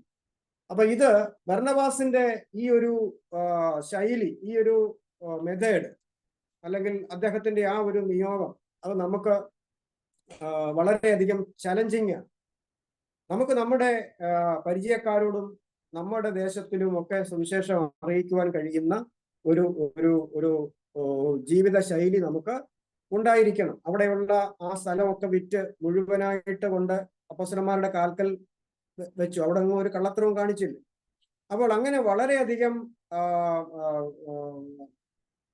ഉപദേശ വിശുദ്ധിയോടുകൂടി ജീവിച്ചു വന്ന ഒരു മനുഷ്യന് തന്റെ പ്രദേശമായ കുപ്രോസിലോട്ട് ചെന്ന് സുവിശേഷം അറിയിക്കുന്നതിന് യാതൊരു ബുദ്ധിമുട്ടും വൈമനസ്യവും ഉണ്ടായിരുന്നില്ല എന്നും നമുക്ക് കാണുവാനായിട്ട് കഴിയും. അപ്പൊ അങ്ങനെ അവര് അവിടെ ചെന്നപ്പോൾ ഒരു വലിയ പ്രശ്നം ഉണ്ടായി. അവിടെ വന്നപ്പോൾ ഒരു പ്രശ്നം ഉണ്ടായത് നമുക്കറിയാം. അവിടെ ചെന്നിട്ട് അവര് കുപ്രോസ് ദ്വീപിൽ സലമീസിൽ ചെന്നപ്പോൾ അതിന്റെ തലസ്ഥാനമായ പാഫോസിലേക്ക് എത്തി. അവിടുത്തെ ഗവർണറുടെ ആഭിചാരകനായിരുന്ന ഏലീമാസ് അല്ലെങ്കിൽ ബർ യേശു എന്ന് പറയുന്ന ഒരു മനുഷ്യനെ കണ്ടുമുട്ടി. സെർഗ്യോസ് പൗലോസ് എന്നായിരുന്നു ആ ഗവർണറുടെ പേര്, സെർഗ്യോസ് പൗലോസ്. അപ്പൊ സെർഗ്യോസ് പൗലോസ് എന്ന് പറയുന്ന കുപ്രോസിലെ ഗവർണറുടെ അടുക്കൽ ചെന്നിട്ട് ഈ പൗലോസും ബർന്നബാസും സുവിശേഷം അറിയിക്കുകയാണ്. അദ്ദേഹം ഒരു സത്യാന്വേഷിയായി. ഈ സത്യാന്വേഷിയായിരുന്ന അദ്ദേഹത്തോട് സുവിശേഷം അറിയിക്കുകയും അദ്ദേഹം യേശുക്രിസ്തുവിനെ സ്വീകരിക്കുവാൻ, ക്രിസ്ത്യാനിയായി തീരാനുള്ള എല്ലാ സാധ്യതകളും ഉണ്ടായപ്പോൾ ഈ എലീമാസ് എന്ന് പറയുന്ന മനുഷ്യൻ വന്ന് അദ്ദേഹം ഒരു ആഭിചാരക്കാരനാണ്, മജീഷ്യനാണ്, മന്ത്രവാദിയാണ്, മാഗിയാണ്. അപ്പം അന്ന് ധാരാളം ആളുകൾ ആ കാലഘട്ടത്തിൽ ഈ മാന്ത്രിക വിദ്യയും ഒക്കെ ആയിട്ട് ജീവിക്കുന്ന ആളുകളുണ്ട്. ഇദ്ദേഹം അങ്ങനെയുള്ള ഒരു വ്യക്തിയാണ്. അപ്പൊ അദ്ദേഹം വന്നിട്ട് തടസ്സപ്പെടുത്തി. ആ സമയത്ത് ശൗല് പരിശുദ്ധാത്മ ശക്തിയാൽ അവനെ ശാസിച്ചു എന്ന് നമുക്ക് കാണുവാൻ കഴിയും. അവനൊരു വിദ്വാനായിരുന്നു, എലിമാസ് എന്ന് പറയുന്ന വിദ്വാനായിരുന്നു. അപ്പൊ പൗലോസ് എന്നും പേരുള്ള ശൗൽ, അവിടെയാണ് ആദ്യമായിട്ട് പൗലോസ് എന്നുള്ള പേര് ചരിത്രപരമായി രേഖപ്പെടുത്തുന്നത്.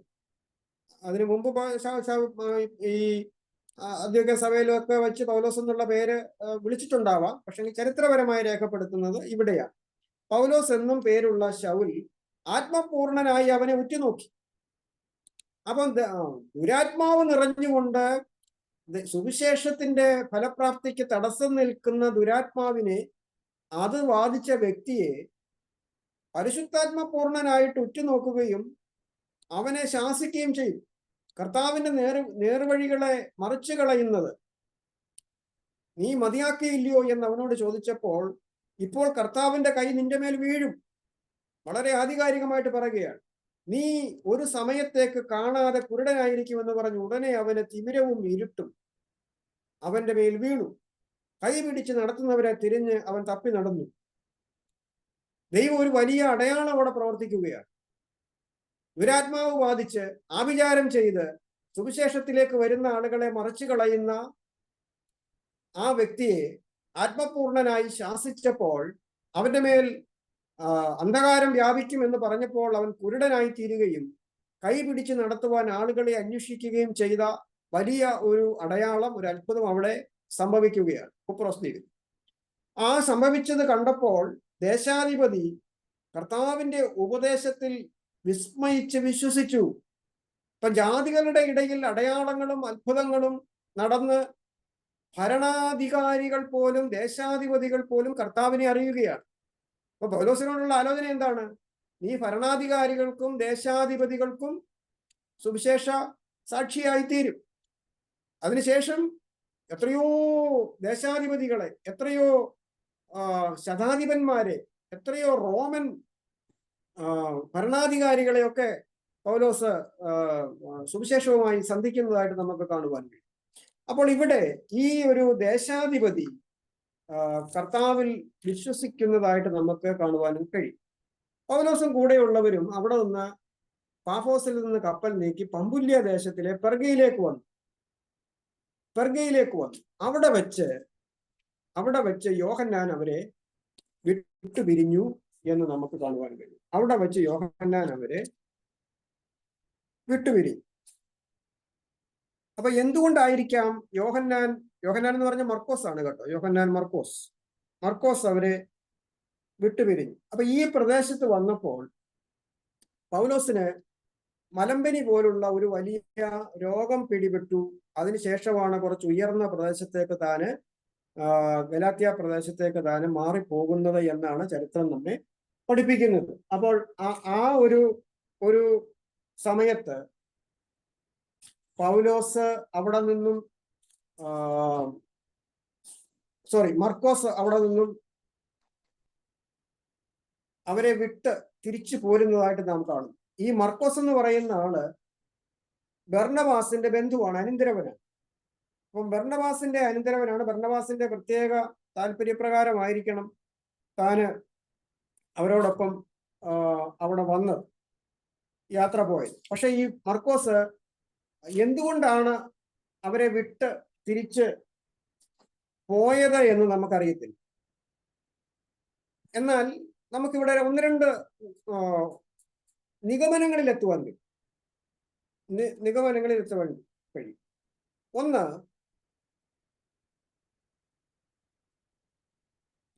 അവൻ യെരൂശലേമിലേക്ക് പോകുവാൻ ഉണ്ടായതിന്റെ സ്വാഭാവികമായ ഒരു കാരണം ബർന്നബാസും ശൗലുമായിരുന്നു യാത്ര പുറപ്പെട്ടത്. ഞാൻ പറഞ്ഞ ഓർഡർ മനസ്സിലാക്കണം. ബർന്നബാസും ശൗലുമായിരുന്നു യാത്ര പുറപ്പെട്ടത്. എന്നാൽ ഇപ്പോൾ ഈ സംഘത്തിന്റെ ലീഡറായി ആര് മാറ്റപ്പെട്ടു? ശൗല് മാറ്റപ്പെട്ടു. ഇപ്പോൾ ശൗലും ബർന്നബാസുമാണ്. പൗലോസും ബർന്നബാസുമാണ്.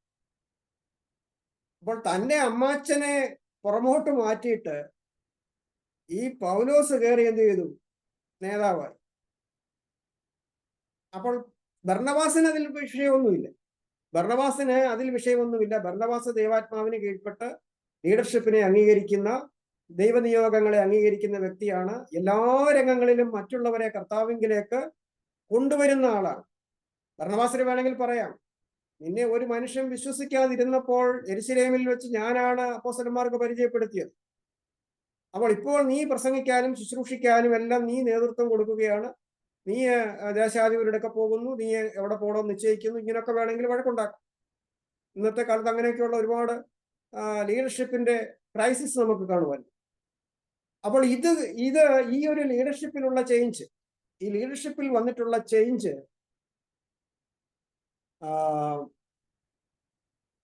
മർക്കോസിനെ ചിന്തിപ്പിച്ചു കാണും. അപ്പൊ അമ്മാച്ചനല്ല ലീഡർ എന്നുണ്ടെങ്കിൽ എനിക്കിനിയും അത്ര വലിയ സുരക്ഷിതത്വം ലഭിക്കത്തില്ലായിരിക്കും എന്നുള്ള ചിന്തയൊക്കെ തനിക്ക് വന്നു കാണും. ഇതെല്ലാം ഈ ഭാഗത്തിന്റെ ചരിത്രത്തിൽ കാണുന്ന ഭാഗത്തു നിന്നുള്ള അഭ്യൂഹങ്ങളാണ്. അങ്ങനെ ചിന്തിച്ചു കാണും. രണ്ടാമതായിട്ട് യെരുശലേമിൽ നിന്ന് കുപ്രോസ് വരെ പോകാൻ വേണ്ടി മാത്രമേ ഒരുപക്ഷെ അദ്ദേഹം ഉദ്ദേശിച്ചിരുന്നുള്ളായിരിക്കാം. അവരെ ഒന്ന് യാത്രയാക്കാൻ വേണ്ടി കുപ്രോസ് ദ്വീപ് വരെ പോവുക. അതിനുശേഷം പിന്നെയും അവിടെ നിന്നും അടുത്ത കപ്പൽ കയറി അവർക്ക് ദ്വീപിൽ നിന്ന് അടുത്ത കപ്പൽ കയറിയാണ് ഈ മറ്റു പ്രദേശങ്ങളിലേക്ക് പോകേണ്ടത്. അപ്പൊ അതുകൊണ്ട് അന്ത്യോക്യയിൽ നിന്ന് ഈ കുപ്രോസ് വരെ വരികയും പിന്നീട് അവര് ഗലാത്യ പ്രദേശത്തേക്കും പമ്പുല്യയിലേക്കും പെർഗയിലേക്കും ഒക്കെ പോകണമെന്ന് താൻ ഉദ്ദേശിച്ചിരുന്നില്ലായിരിക്കാം. അപ്പൊ അങ്ങനെയും ചില ആളുകൾ പറയുന്നുണ്ട്. യെരുശലേമിൽ നിന്ന് കുപ്രോസ് വരെ പോകുവാനെ ചിന്തിച്ചിട്ടുള്ളായിരിക്കാം. അവിടെ അങ്ങനെയുള്ള ഒരു പ്രശ്നം എന്താണെന്ന് ചോദിച്ചാൽ, ഈ മർക്കോസ് യെരുശലേമിലെ സഭയിലെ അംഗമാണ്. മർക്കോസ് യെരുശലേമുകാരനാണ്. അപ്പൊ യെരുശലേമിലെ സഭ മർക്കോസ് ഈ വിജാതീയരുടെ ഇടയിലുള്ള സുവിശേഷ വേലയ്ക്ക് വേണ്ടി പോയാൽ തിരിച്ചു ചെല്ലുമ്പോൾ അവർ വഴക്ക് പറയുമോ, അവർ അംഗീകരിക്കുമോ എന്നുള്ള ഒരു സംശയമുണ്ട്. കാരണം യെരുശലേമിലെ സഭ ജാതികളുടെ ഇടയിൽ സുവിശേഷം അറിയിക്കുന്നില്ല. ഇനിയും അവിടെ ഉള്ള യഹൂദന്മാരായിട്ടുള്ള വിശ്വാസികളിൽ ഭൂരിപക്ഷം ആളുകളും എന്താ ചെയ്യുന്നത്? ഈ ജാതികൾ വരുമ്പോൾ അവരെ യഹൂദ മര്യാദ പ്രകാരം, മോശയുടെ പ്രമാണപ്രകാരം പരിച്ഛേദന കഴിപ്പിക്കുകയും മോശയുടെ ന്യായപ്രമാണമെല്ലാം അനുസരിക്കുവാൻ അവരെ പഠിപ്പിക്കുകയും വേണമെന്ന് ഉള്ള ന്യായപ്രമാണവാദികളായിരുന്നു. അപ്പൊ അങ്ങനെയുള്ള ഒരു സാഹചര്യത്തിൽ യെരുശലേമിലെ സഭ, മാതൃസഭ തന്നെ അംഗീകരിക്കുമോ എന്നുള്ള ഭയം മർക്കോസിനുണ്ടായിരുന്നു. മൂന്നാമതായി, യെരുശലേമിൽ നിന്നുള്ള ഒരു യഹൂദൻ എന്ന നിലയിൽ വിജാതീയരുടെ ഇടയിൽ തുടർന്ന് ഇങ്ങനെ വേല ചെയ്യുന്നത് അത്ര താല്പര്യമായിട്ട് തോന്നിക്കാണത്തില്ല. എന്നാൽ 2 ദിവസമൊക്കെ പോയി സുവിശേഷം പറയാം, തിരിച്ചു പോരാം. അപ്പൊ ഇങ്ങനെ ഈ യാത്രകാലം മുഴുവൻ, ജീവിതകാലം മുഴുവൻ ഇങ്ങനെ ജാതികളുടെ ഇടയിൽ ശുശ്രൂഷിക്കുക എന്നുള്ളതിനെ കുറിച്ച് അദ്ദേഹത്തിന് വലിയ തൃപ്തിയൊന്നും ഉണ്ടായിരുന്നില്ലായിരിക്കാം.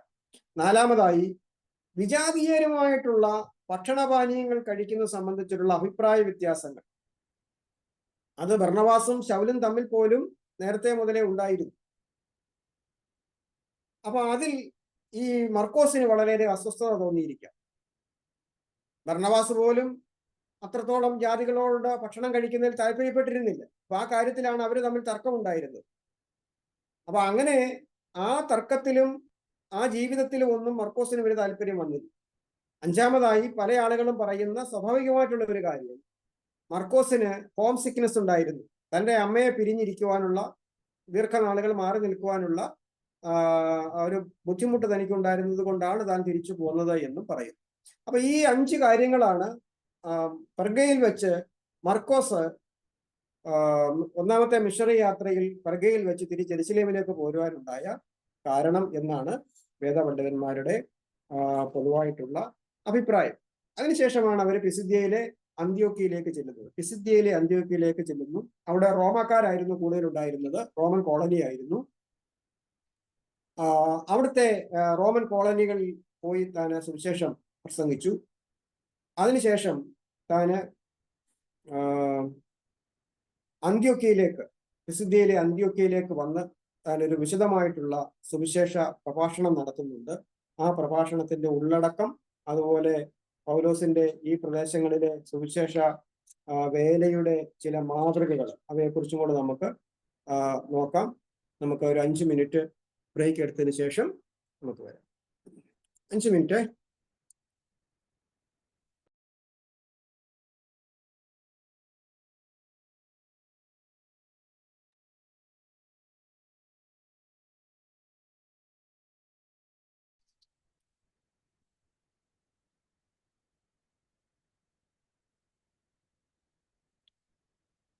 അപ്പോൾ പെർഗയിൽ നിന്ന് യോഹന്നാൻ മർക്കോസ് അവരെ വിട്ടുപിരിഞ്ഞതിന് ശേഷം അവര് പിസിദ്യൻ അന്ത്യോക്യയിലേക്ക് പോയി. പിസിദ്യൻ അന്ത്യോക്യ എന്ന് പറയുന്നത് ഗലാത്യ പ്രദേശത്തെ ഒരു പ്രധാനപ്പെട്ട ഭാഗമാണ്. ഗലാത്യ പ്രദേശം എന്ന് പറയുന്നത് ഒരു റോമൻ പ്രോവിൻസ് ആയിരുന്നു. അപ്പൊ ധാരാളം റോമാക്കാർ അവിടെ കുടിയേറി പാർത്തിരുന്നു. അപ്പൊ റോമൻ കോളനി ആയ ഈ പിസിദ്യയിലെ അന്ത്യോക്യയിലേക്ക് പൗലോസ് ചെല്ലുകയും അവിടെ റോമൻ കോളനികളിൽ സുവിശേഷം പ്രസംഗിക്കുന്ന ഒരു ശൈലിയിലേക്ക് പൗലോസ് തൻ്റെ നയം മാറ്റുകയും ചെയ്യും. അവിടെ ചെന്നപ്പോൾ താൻ ആദ്യം ചെയ്ത കാര്യം അവിടുത്തെ യഹൂദ സിനഗോഗിൽ, യഹൂദന്മാരുടെ പള്ളിയിൽ പോയി അവിടുത്തെ ആരാധനയിൽ പങ്കുകൊള്ളുകയും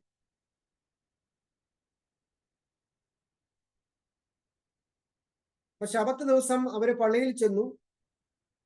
പള്ളിയിൽ സാധാരണമായിട്ട് ചെയ്യുന്ന കാര്യം ന്യായപ്രമാണങ്ങളും പ്രവാചക പുസ്തകങ്ങളും ഒക്കെ വായിച്ച് പാട്ടുകളൊക്കെ പാടി കഴിയുമ്പോൾ ദൈവവചനം പഠിപ്പിക്കുന്നതിനുള്ള, പ്രസംഗിക്കുന്നതിനുള്ള ഒരു സമയമുണ്ട്. അപ്പോൾ ന്യായപ്രമാണം വായിച്ചു കഴിഞ്ഞപ്പോൾ പള്ളിയിലെ പ്രധാനപ്പെട്ട പ്രമാണികൾ ഈ പുതിയതായിട്ട് വന്ന സഹോദരന്മാരോട് പറഞ്ഞു, നിങ്ങൾക്ക് എന്തെങ്കിലും പ്രബോധനം പറയാനുണ്ടെങ്കിൽ ഇപ്പോൾ പറയാം എന്ന് അവർക്ക് അവസരം കൊടുക്കുകയാണ്. അപ്പോൾ ഇവരെ മിഷണറിമാരാണെന്നോ ക്രിസ്ത്യാനികളാണെന്നോ ഒന്നും ഈ പള്ളി പ്രമാണിക്ക് അറിയത്തില്ല. യഹൂദന്മാരാണ്, അവര് അവിടെ സന്ദർശിച്ചതാണ്, അവർക്ക് അവസരം കൊടുക്കുകയാണ്. ആ സമയം പൗലോസ് എഴുന്നേറ്റ് ആംഗ്യം കാട്ടിക്കൊണ്ട് ഇസ്രായേൽ പുരുഷന്മാരും ദൈവഭക്തന്മാരുമായുള്ളവരെ കേൾപ്പീൻ എന്ന് പറഞ്ഞുകൊണ്ട് പഴയ നിയമത്തെയും പഴയ നിയമ ചരിത്രത്തെയും എല്ലാം ഉൾക്കൊള്ളിച്ചുകൊണ്ട് വളരെ ദീർഘമായ ഒരു പ്രസംഗം നടത്തി. വളരെ ദീർഘമായ പ്രസംഗമാണ്. ആ പ്രസംഗം നടത്തിയതിനു ശേഷം പിറ്റേ ശബത്തിൽ ഏകദേശം പട്ടണം മുഴുവനും ദൈവവചനം കേൾക്കുവാൻ വന്നു. 13-ാം അധ്യായത്തിന്റെ 44-ാം വാക്യം, അതിന്റെ 17 മുതൽ 43 വരെയാണ് പൗലോസിന്റെ ദീർഘമായ പ്രസംഗം. പിറ്റേ ശബത്തിൽ പട്ടണം മുഴുവനും, അവിടെ ഉണ്ടായിരുന്ന ആളുകളെല്ലാം ദൈവവചനം കേൾക്കുവാനായിട്ട് വന്നു. ആ സമയത്ത് യഹൂദന്മാർ പുരുഷാരത്തെ കണ്ട് അസൂയ നിറഞ്ഞവരായി ദുഷിച്ചുകൊണ്ട് പൗലോസ് സംസാരിക്കുന്നതിന് എതിർ പറഞ്ഞു. ഇത് ശരിയായ നടപടിയല്ല, ഇവരുടെ പ്രസംഗം കേൾക്കുവാൻ ജനമെല്ലാം കൂടി വരുന്നു, ഇത് മറ്റെന്തോ ആണ് സംസാരിക്കുന്നത് എന്നുള്ള അർത്ഥത്തിൽ അവര് വിരോധം പൂണ്ടിട്ട് പൗലോസിനെ എതിർക്കുകയാണ്. അപ്പോൾ പൗലോസും ബർന്നബാസും ധൈര്യത്തോടെ പറഞ്ഞു, ദൈവവചനം ആദ്യം നിങ്ങളോട് പറയുന്നത് ആവശ്യമായിരുന്നു. ദൈവവചനം, അപ്പൊ ഇതൊരു ഒരു ഒരു മാസീവായിട്ടുള്ള ഒരു സുവിശേഷ ഘോഷണം ഈ യാത്രയിൽ നടക്കുന്നത് ഈ സ്ഥലത്ത് വെച്ചാണ്, പെർഗയിലാണ് ആദ്യമായി. അപ്പം അവിടെ ദൈവവചനം പഴയ നിയമ പ്രവചനങ്ങളുടെയും ചരിത്രത്തിന്റെയും വെളിച്ചത്തിൽ പൗലോസ് അവതരിപ്പിച്ചപ്പോൾ വലിയ പുരുഷാരം അത് കേൾക്കുവാൻ പിന്നെയും കടന്നു വന്നത് യഹൂദന്മാരെ ചൊടിപ്പിച്ചു. അവര് പൗലോസിനെ വിലക്കുകയും, പൗലോസ് പറഞ്ഞു, നിത്യജീവന്റെ മൊഴികൾ നിങ്ങളോട് ആദ്യം പറയേണ്ടത് ആവശ്യമായിരുന്നു. ആദ്യം യഹൂദനും പിന്നെ യവനനും. അത് പൗലോസിന്റെ ഒരു മെത്തേഡാണ്.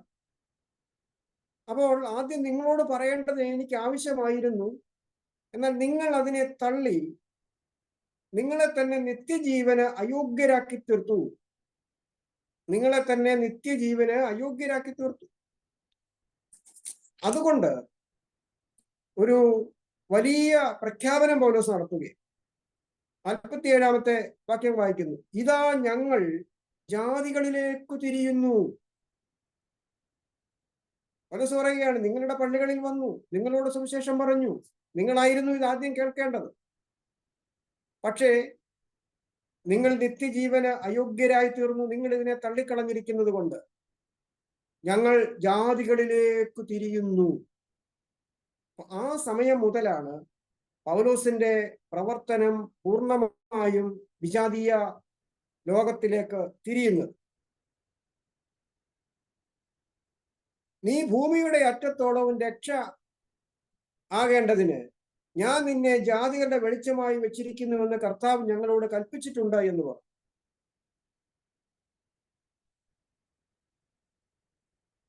ജാതികൾ ഇത് കേട്ട് സന്തോഷിച്ചു. അപ്പം റോമാക്കാർ ധാരാളമുണ്ട്, ഗ്രീക്കുകാർ ധാരാളമുണ്ട്, ലാറ്റിൻ സംസാരിക്കുന്നവരുണ്ട്. അപ്പം വിജാതീയരായിട്ടുള്ള ആളുകൾ ഇത് കേട്ടിട്ട് വളരെയധികം സന്തോഷിക്കുകയും ദൈവവചനത്തെ മഹത്വപ്പെടുത്തി നിത്യജീവനായി നിയമിക്കപ്പെട്ടവർ എല്ലാവരും വിശ്വസിച്ചു. നിത്യജീവനായി നിയമിക്കപ്പെട്ടിരുന്നവർ എല്ലാവരും വിശ്വസിച്ചു. കർത്താവിന്റെ വചനം ആ നാട്ടിലെങ്ങും വ്യാപിച്ചു. യഹൂദന്മാരോ ഭക്തിയുള്ള മാന്യസ്ത്രീകളെയും പട്ടണത്തിലെ പ്രധാനികളെയും ഇളക്കി പൗലോസിന്റെയും ബർന്നബാസിന്റെയും നേരെ ഉപദ്രവമുണ്ടാക്കി അവരെ തങ്ങളുടെ അതിരുകളിൽ നിന്ന് പുറത്താക്കി കളഞ്ഞു. എന്നാൽ അവർ തങ്ങളുടെ കാലിലെ പൊടി അവരുടെ നേരെ തട്ടിക്കളഞ്ഞു.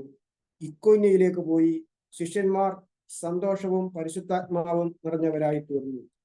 പൗലോസിന്റെ അവിടെയുള്ള പ്രസംഗം, ആ പ്രസംഗത്തിൽ 17 മുതൽ 43 വരെയുള്ള വാക്യങ്ങളിൽ അവിടുത്തെ പ്രസംഗത്തിൽ ചില പ്രധാനപ്പെട്ട കാര്യങ്ങൾ, പ്രത്യേകിച്ച് 4-5 കാര്യങ്ങൾ അവിടെ താൻ എടുത്തു പറയുന്നു. അപ്പൊ പൗലോസിന്റെ ദീർഘമായിട്ടുള്ള ഒരു പ്രഭാഷണമാണ്. ഒരു പക്ഷെങ്കിൽ പൗലോസിന്റെ ഒന്നാമത്തെ വലിയ പ്രഭാഷണമാണ്. യേശുവിന്റെ ജഡധാരണം, മിസ്രയീമിൽ നിന്നുള്ള പുറപ്പാട് മുതൽ ദാവീദ് വരെയുള്ള ഇസ്രായേൽ ചരിത്രം ആധാരമാക്കി യേശു ദാവീദിന്റെ പുത്രൻ എന്ന് സമർത്ഥിച്ചു. 23 വരെയുള്ള വാക്യങ്ങളിൽ നമുക്ക് ആ കാര്യം കാണാം. ഇസ്രായേലിന്റെ മിസ്രയീമിൽ നിന്നുള്ള പുറപ്പാട് മുതൽ ദാവീദ് വരെയുള്ള ചരിത്രം വിശദീകരിച്ചു. അതിനുശേഷം യേശു ദാവീദ് പുത്രൻ ആകുന്നു എന്ന് സമർത്ഥിച്ചു. രണ്ടാമതായി, യേശുവിന്റെ മരണം യോഹന്നാൻ സ്നാപകൻ മുതൽ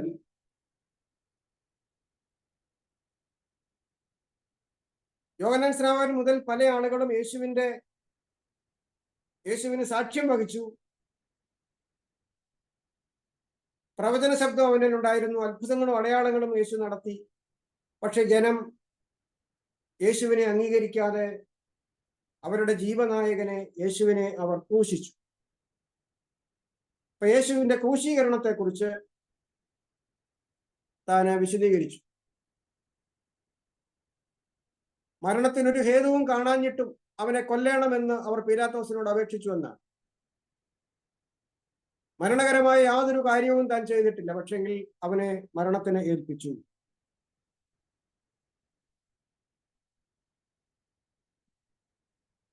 പക്ഷെങ്കിൽ ആ യേശു 3-ാം ദിവസം ഉയർത്തെഴുന്നേറ്റു, മരണത്തെ ജയിച്ചു ഉയർത്തെഴുന്നേറ്റത് പ്രവചനങ്ങളുടെ നിവൃത്തിയായിരുന്നു. സങ്കീർത്തനങ്ങളിലും മറ്റും പറഞ്ഞിരിക്കുന്ന പ്രവചനം, നിന്റെ പരിശുദ്ധനെ ദ്രവത്വം കാണുവാൻ നീ വിട്ടുകൊടുക്കുകയില്ല എന്ന് പറഞ്ഞു. ദാവീദ് തന്റെ തലമുറയിൽ ദൈവത്തിന്റെ ആലോചനയ്ക്ക് ശുശ്രൂഷ ചെയ്ത ശേഷം നിദ്ര പ്രാപിച്ചു.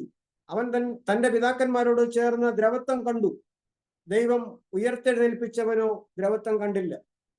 അപ്പൊ അത് ദാവീദിനെ കുറിച്ചല്ല പറയുന്നതെന്നും ക്രിസ്തുവിനെ കുറിച്ചാണ് പറയുന്നതെന്നും ദൈവപുത്രൻ ഉയർത്തെഴുന്നേറ്റെന്നും ആ ഉയർത്തെഴുന്നേൽപ്പ് സാത്താന്റെ മേലുള്ള വലിയ ജയമായിരുന്നുവെന്നും തന്റെ പ്രസംഗത്തിൽ താൻ പറഞ്ഞു. നാലാമതായി, വിശ്വസിക്കുന്ന ഏവർക്കും പാപമോചനവും ലഭിക്കുന്നു. പ്രത്യേകിച്ചും ന്യായപ്രമാണം പൂർണ്ണമായി അനുസരിക്കുവാൻ മനുഷ്യൻ പരാജയപ്പെട്ടതിന്റെ കുറ്റബോധം ഇനി ആവശ്യമില്ല.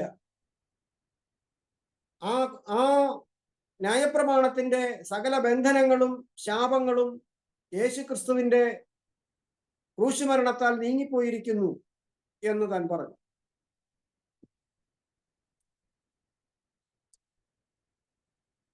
അപ്പോൾ മോശയുടെ ന്യായപ്രമാണത്താലല്ല, മറിച്ച് ക്രിസ്തുവിനുള്ള വിശ്വാസത്താലാണ് രക്ഷ ലഭിക്കുന്നതെന്ന് താൻ പറഞ്ഞു. അഞ്ചാമതായിട്ട് താൻ ഒരു കാര്യം ഓർപ്പിച്ചു. നിങ്ങൾ വിശ്വസിക്കുന്നില്ലെങ്കിൽ, നിങ്ങൾ ഈ കർത്താവിനെ അംഗീകരിക്കുന്നില്ലെങ്കിൽ അതിൻ്റെ ശാപവും അതിൻ്റെ ശിക്ഷയും നിങ്ങളുടെ മേൽ ഉണ്ടാകും എന്ന് താൻ പറഞ്ഞു. അവിടെ നാം വായിക്കുന്നത് എന്താണ്? 40-ാമത്തെ വാക്യം. ഹേ നിന്നക്കാരെ നോക്കുവീൻ, ആശ്ചര്യപ്പെട്ട് നശിച്ചു പോകുവീൻ. നിങ്ങളുടെ കാലത്ത് ഞാനൊരു പ്രവൃത്തി ചെയ്യുന്നു, നിങ്ങളോട് വിവരിച്ചാൽ നിങ്ങൾ വിശ്വസിക്കാത്ത പ്രവൃത്തി തന്നെ എന്ന് പ്രവാചക പുസ്തകങ്ങളിൽ അയച്ചിരിക്കുന്നത് നിങ്ങൾക്ക് ഭവിപ്പാതിരിപ്പാൻ സൂക്ഷിച്ചുകൊള്ളുവീൻ. അപ്പൊ ദൈവത്തിന്റെ സുവിശേഷത്തെ നിന്ദിച്ചാൽ അത് അവർക്ക് ദോഷമായി ഭവിക്കും, ന്യായവിധിക്ക് കാരണമാകും എന്നും താൻ ഓർപ്പിച്ചു. അപ്പോൾ ഇവിടെയെല്ലാം സമ്മിശ്രമായ പ്രതികരണമാണ് പൗലോസിന് ലഭിച്ചത് എന്ന് നമുക്ക് കാണുവാൻ കഴിയും. സമ്മിശ്രമായിട്ടുള്ള പ്രതികരണമാണ് പൗലോസിന് ലഭിക്കുന്നത്. അപ്പോൾ അങ്ങനെ താന് അവിടെ നിന്നും ഇക്കോന്യയിലേക്ക് വരുന്നതായിട്ട് കാണാം. ഇക്കോന്യ പ്രദേശത്തേക്ക് പൗലോസ് വരുന്നതായിട്ട് കാണാം.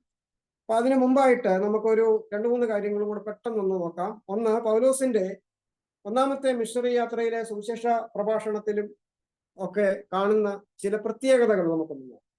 എന്തായിരുന്നു തന്റെ മിഷണറി മെത്തേഡ്?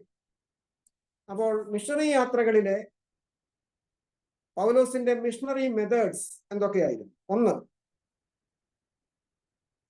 അവരുടെ വേല ആരംഭിക്കുന്നത് കുപ്രോസ് ദ്വീപിലാണ്. യെരുശലേമിൽ, യഹൂദ്യയിലും എല്ലായിടത്തും ശമര്യയിലും ഭൂമിയുടെ അറ്റത്തോളം എന്ന് പറഞ്ഞ കർത്താവിന്റെ വചനം പോലെ യെരുശലേം എന്ന് പറയുന്നത് സ്വന്തം സ്ഥലമാണ്. അപ്പൊ സ്വന്തം സ്ഥലത്തും സ്വന്തം ജനങ്ങളുടെ മധ്യത്തിലും സാക്ഷിക്കുന്ന ഒരു രീതി. സുവിശേഷ വേല ആരംഭിക്കേണ്ടത് എവിടെ നിന്നാണ്? സ്വന്തം ജനത്തിന്റെ ഇടയിൽ നിന്നാണ്. സ്വന്തം ജനത്തോടാണ് ആദ്യം സുവിശേഷം പറയേണ്ടത്. പൗലോസും മാനസാന്തരപ്പെട്ടതിന് ശേഷം തർസോസിലേക്ക് പോയി. തനിക്ക് വെളിപ്പാടൊക്കെ ലഭിച്ചതിന് ശേഷം തർസോസിൽ പോയി താമസിച്ചു എന്ന് പറഞ്ഞാൽ അവിടെ കർത്താവിന്റെ സുവിശേഷം താന് സ്വന്തം ജനത്തോട് താൻ അറിയിച്ചിട്ടുണ്ട്. അപ്പൊ സ്വന്തം ദേശത്തുള്ള സുവിശേഷ വേല. രണ്ടാമതായിട്ട്, ഏത് സ്ഥലത്ത് ചെന്നാലും പൗലോസ് യഹൂദന്മാരുടെ പള്ളി ഉണ്ടെങ്കിൽ അവിടെ പോയി ആദ്യം പ്രസംഗിക്കുമായിരുന്നു. കാരണം ന്യായപ്രമാണവും പ്രവാചകന്മാരും തിരുവെഴുത്തുകളും എല്ലാം പരമേൽപ്പിച്ചിരിക്കുന്ന യഹൂദ ജനത്തിന് അവരുടെ വീണ്ടെടുപ്പുകാരനായ മശിഹ വന്നു എന്നുള്ള കാര്യം അവരെ ആദ്യം അറിയിക്കുക എന്നുള്ള ഒരു കാര്യം പൗലോസിന്റെ മനസ്സിലുണ്ടായിരുന്നു.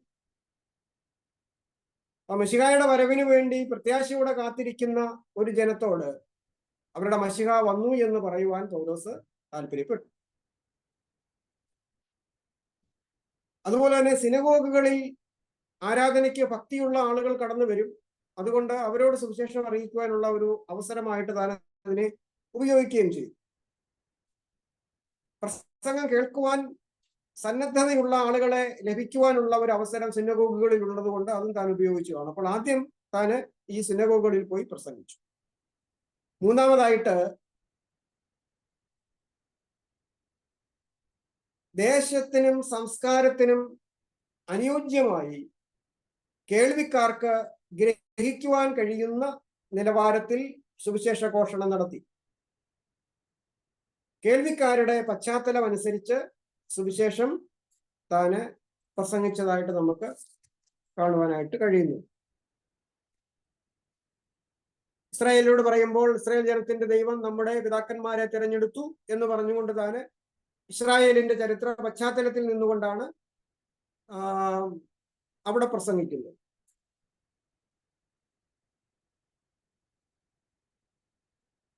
നാലാമതായിട്ട് പൗലോസിന്റെ മിഷണറി യാത്രയിൽ കാണുന്ന മറ്റൊരു മെത്തേഡ്, ഒരു സ്ഥലം സന്ദർശിച്ച ശേഷം അടുത്ത സ്ഥലം സന്ദർശിക്കുന്നു, അതിനുശേഷം അടുത്ത സ്ഥലത്തേക്ക് പോകുന്നു, അങ്ങനെ അങ്ങ് പോവുകയാണ്. മറിച്ച് താൻ സന്ദർശിക്കുകയും സഭകൾ സ്ഥാപിക്കുകയും ചെയ്ത സ്ഥലങ്ങളെ പിന്നെയും സന്ദർശിച്ചു. അങ്ങനെ വിശ്വാസികൾക്ക് ആത്മീക വളർച്ചയ്ക്ക് ആവശ്യമായ ഉപദേശങ്ങളും കൂട്ടായ്മയും നൽകുവാൻ പൗലോസ് ശ്രദ്ധിച്ചു. നടത്തിപ്പുകാരില്ലാത്ത സ്ഥലങ്ങളിൽ മൂപ്പന്മാരെ നിയമിച്ചു, ഇടയന്മാരെ നിയമിച്ചു.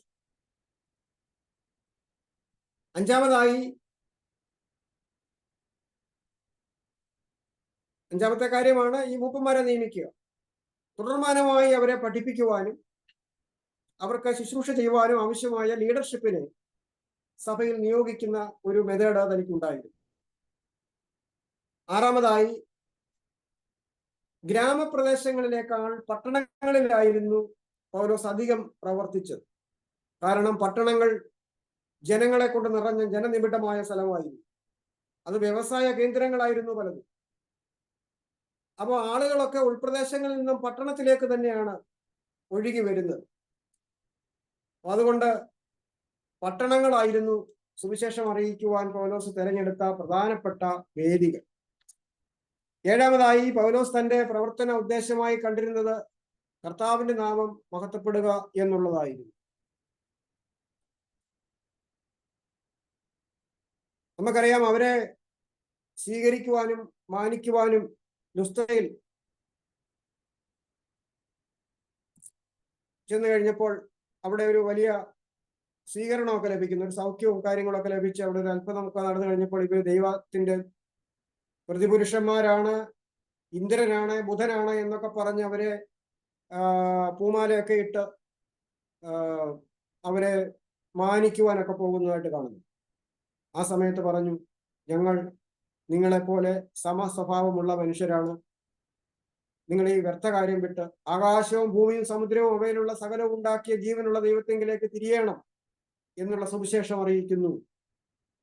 ഞങ്ങളെ ബഹുമാനിക്കാനോ ഞങ്ങൾക്ക് പൂമാല നൽകുവാനോ സമ്മാനം നൽകുവാനോ ഒന്നുമല്ല നിങ്ങൾ ശ്രദ്ധിക്കേണ്ടത്. ആകാശവും ഭൂമിയും സൃഷ്ടിച്ച ദൈവത്തെങ്കിലേക്ക് നിങ്ങൾ തിരിയുന്നതാണ് ഞങ്ങൾക്ക് സന്തോഷം എന്ന് പറഞ്ഞ് അവരുടെ മാനത്തേക്കാൾ അവർ ദൈവത്തെ മഹത്വപ്പെടുത്തുന്നത് കാണുവാൻ പൗലോസ് ആഗ്രഹിച്ചു എന്ന് നമുക്ക് കാണുവാൻ കഴിയും. അപ്പോൾ പൗലോസിന്റെ സുവിശേഷ പ്രവർത്തനത്തിലുള്ള മിഷണറി യാത്രയിലെ സുവിശേഷ പ്രവർത്തനത്തിന്റെ മെത്തേഡ്സ് ആണ് പറഞ്ഞത്. ഒന്ന്, സ്വന്തം ദേശത്ത് ബർണ്ണബാസിനോടൊപ്പം, ബർണ്ണബാസിന്റെ സ്വന്തം ദേശത്ത്, ബർണ്ണബാസ് ആ സംഘത്തിലെ അംഗമായിരുന്നു. അപ്പൊ കുപ്രോസ് ദ്വീപിൽ ആരംഭിക്കുകയാണ്. അപ്പൊ സ്വജനങ്ങളുടെ മധ്യേ സുവിശേഷം പറയുവാൻ അല്ലെങ്കിൽ അവിടെ ആരംഭിക്കുവാൻ താൻ ശ്രദ്ധിക്കുന്നു. 2, എവിടെ ചെന്നാലും യഹൂദന്മാരുടെ പള്ളികളിൽ പ്രസംഗിക്കുവാൻ താൻ ശ്രദ്ധിച്ചു. 3, ഓരോ ദേശത്തിന്റെയും കാലത്തിന്റെയും സംസ്കാരത്തിനനുസരിച്ച് അതിനനുയോജ്യമായി അവരോട് സുവിശേഷം പറഞ്ഞു. 4, ഒരിക്കൽ സന്ദർശിച്ച സ്ഥലം പിന്നെയും സന്ദർശിച്ച് വിശ്വാസികളെ വിശ്വാസത്തിൽ ഉറപ്പിക്കുവാനും കൂട്ടായ്മ നൽകുവാനും ശ്രദ്ധിച്ചു. 5, വിശ്വാസികളുടെ ആത്മീക വളർച്ചയ്ക്ക് വേണ്ടി, ക്രിസ്തീയ കൂട്ടായ്മയ്ക്ക് വേണ്ടി സഭകൾ തോറും മൂപ്പന്മാരെ നിയമിച്ചു, ലീഡേഴ്സിനെ നിയമിച്ചു എന്ന് നമുക്ക് കാണാം. 6, അദ്ദേഹം പട്ടണങ്ങൾ കേന്ദ്രീകരിച്ചാണ് കൂടുതലും സുവിശേഷ ഘോഷണം നടത്തിയത്. 7, പൗലോസ് ആത്യന്തികമായി ദൈവത്തിന്റെ മഹത്വമാണ് തന്റെ സുവിശേഷ വേലയിലൂടെ ലക്ഷ്യം ഇട്ടിരുന്നത്. അവരുടെ മഹത്വത്തെക്കാളും അവരുടെ സുഖത്തെക്കാളും സൗകര്യത്തെക്കാളും ദൈവനാമം മഹത്വപ്പെടുവാനായിട്ട് അവര് ആഗ്രഹിച്ചു എന്ന് നമുക്ക് കാണുവാനായിട്ട് കഴിയും. അപ്പോൾ അങ്ങനെ അവിടെ നിന്ന് അവര് ഇക്കോന്യയിൽ അവർ ഒരുമിച്ച് യഹൂദന്മാരുടെ പള്ളിയിൽ ചെന്ന് യവനന്മാരിലും വലിയ കൂട്ടം വിശ്വസിപ്പാൻ തക്കവണ്ണം സംസാരിച്ചു. ഇക്കോന്യയിലേക്ക് വരികയാണ്. ഇക്കോനിയിലെ പ്രവർത്തനം 14-ാം അധ്യായത്തിന്റെ 1 മുതൽ 4 വരെ നമുക്ക് കാണാം. അവിടുത്തെ പ്രവർത്തനത്തിന്റെ വലിയ വിശദീകരണങ്ങളൊന്നും നമുക്ക് കൂടുതലായിട്ട് ലഭിക്കുന്നില്ല. എന്നാൽ അവർ കർത്താവിനെ ആശ്രയിച്ച് പ്രസംഗിച്ചു എന്നാണ് അവിടെ കൊടുത്തിരിക്കുന്നത്.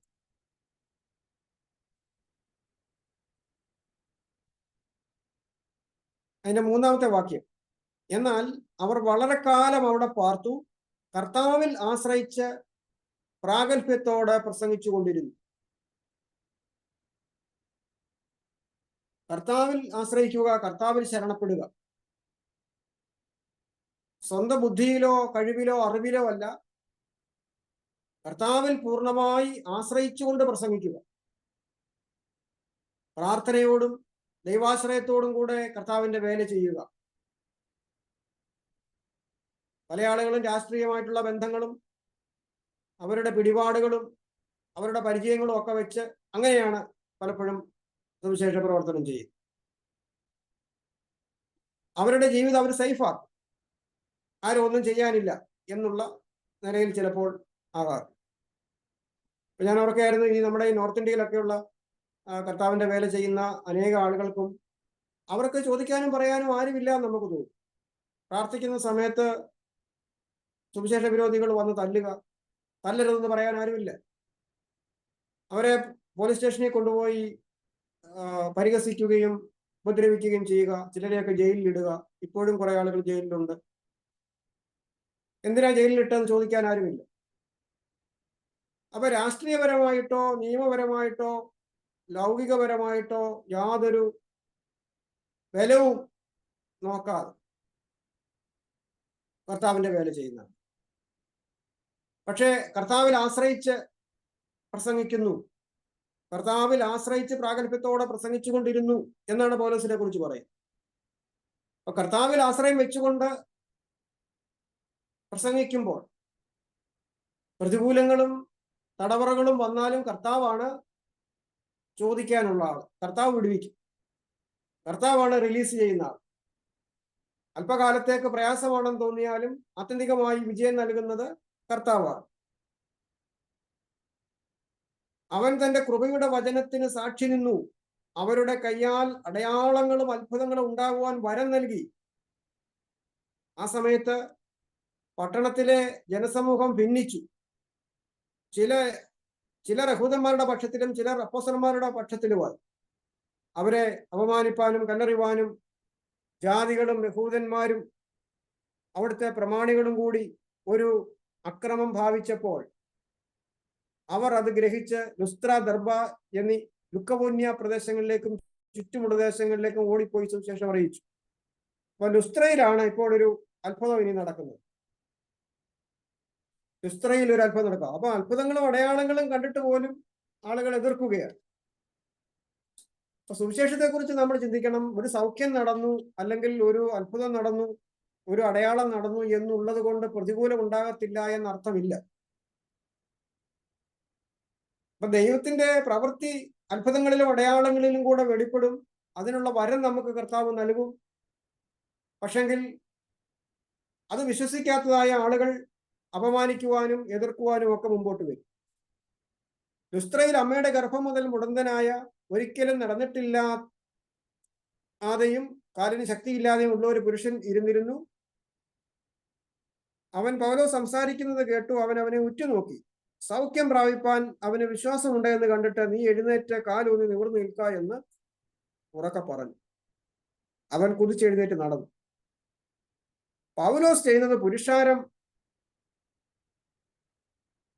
കണ്ടിട്ട്, ദേവന്മാർ മനുഷ്യരൂപത്തിൽ നമ്മുടെ ഇടയിൽ ഇറങ്ങി വന്നു എന്ന് ലുക്കവോന്യ ഭാഷയിൽ നിലവിളിച്ചു പറഞ്ഞു.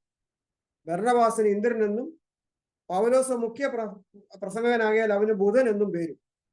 അപ്പൊ രണ്ട് ദൈവങ്ങൾ ഇറങ്ങി വന്നിരിക്കുന്നു, രണ്ട് ദേവന്മാർ ഇറങ്ങി വന്നിരിക്കുന്നു എന്നാണ് ലുക്കവോന്യ ഭാഷയിൽ അവര് വിളിച്ചു പറഞ്ഞത്.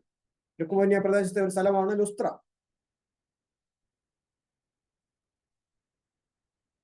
പട്ടണത്തിന്റെ മുമ്പിലുള്ള ഇന്ദ്രക്ഷേത്രത്തിലെ പുരോഹിതൻ കാളകളെയും പൂമാലകളെയും ഗോപുരത്തിങ്കൽ കൊണ്ടുവന്ന് പുരുഷാരത്തോടുകൂടെ യാഗം കഴിക്കുവാൻ ഭാവിച്ചു. കാരണം ദേവന്മാർ ഇറങ്ങി വന്നതാണ്. ഇന്ദ്രനും ബുധനും വന്നിരിക്കുകയാണ്.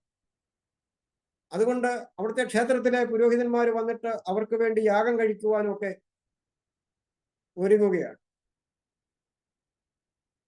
ഇത് കണ്ടപ്പോഴത്തേക്കും അപ്പോസ്തലനായ ബർന്നബാസും പൗലോസും വസ്ത്രം കീറി. യഹൂദന്മാരുടെ ഒരു രീതിയാണ്, കടുത്ത പ്രതിഷേധമോ ദുഃഖമോ വരുമ്പോൾ അവർ വസ്ത്രം കീറി. പുരുഷാരത്തിന്റെ ഇടയിലേക്ക് ഓടിച്ചെന്നിട്ട് നിലവിളിച്ചു, ഉറക്ക വിളിച്ചു പറഞ്ഞു, പുരുഷന്മാരെ നിങ്ങൾ ഈ ചെയ്യുന്നത് എന്ത്? ഞങ്ങൾ നിങ്ങളെ പോലെ സമസ്വഭാവമുള്ള മനുഷ്യരാണ്. അപ്പൊ ഈ കാലത്തുള്ള ആരെങ്കിലും ആയിരുന്നെങ്കിലോ യാഗം കഴിക്കട്ടെ, ഒരു ഉത്സവം നടക്കട്ടെ, ഒരു വലിയ സമ്മേളനം വിളിക്കട്ടെ, അല്ലേ, ദേശാധിപതികളൊക്കെ വിളിച്ച് നമുക്കൊരു സ്വീകരണം തരട്ടെ, ഒരു മൊമെന്റോ ഒക്കെ തരട്ടെ. അപ്പോൾ അവരുമായിട്ടുള്ള ഒരു ബന്ധമൊക്കെ സ്ഥാപിച്ചു കഴിഞ്ഞാൽ അവിടെ വലിയൊരു സഭയൊക്കെ സ്ഥാപിക്കാം. അങ്ങനെയൊക്കെയുള്ള ചിന്താഗതിയിലേക്കൊക്കെ ആളുകൾ പോകാൻ സാധ്യത. മനുഷ്യരുടെ മാനം അന്വേഷിക്കാതെ, ബഹുമാനം അന്വേഷിക്കാതെ അവർ പറഞ്ഞു, ഞങ്ങൾ നിങ്ങളെ പോലെ സാധാരണ മനുഷ്യരാണ് എന്ന് പറഞ്ഞ് അവരെ ദൈവത്തിങ്കിലേക്ക് തിരിയുവാൻ വേണ്ടി അവരോട് പറയുന്നതായിട്ട് നമുക്ക് കാണുവാൻ കഴിയും. അപ്പൊ ലുസ്ത്രയിൽ അവരുടെ പ്രവർത്തനത്തിന് ശേഷം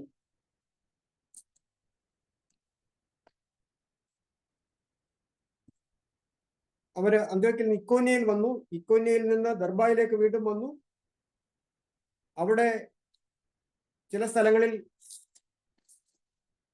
ദൈവത്തിന്റെ സഭയിൽ മൂപ്പന്മാരെയൊക്കെ നിയമിക്കുന്നതിനുള്ള ഏർപ്പാടുകളൊക്കെ ചെയ്യുന്നതായിട്ട് നമുക്ക് കാണുവാൻ കഴിയും.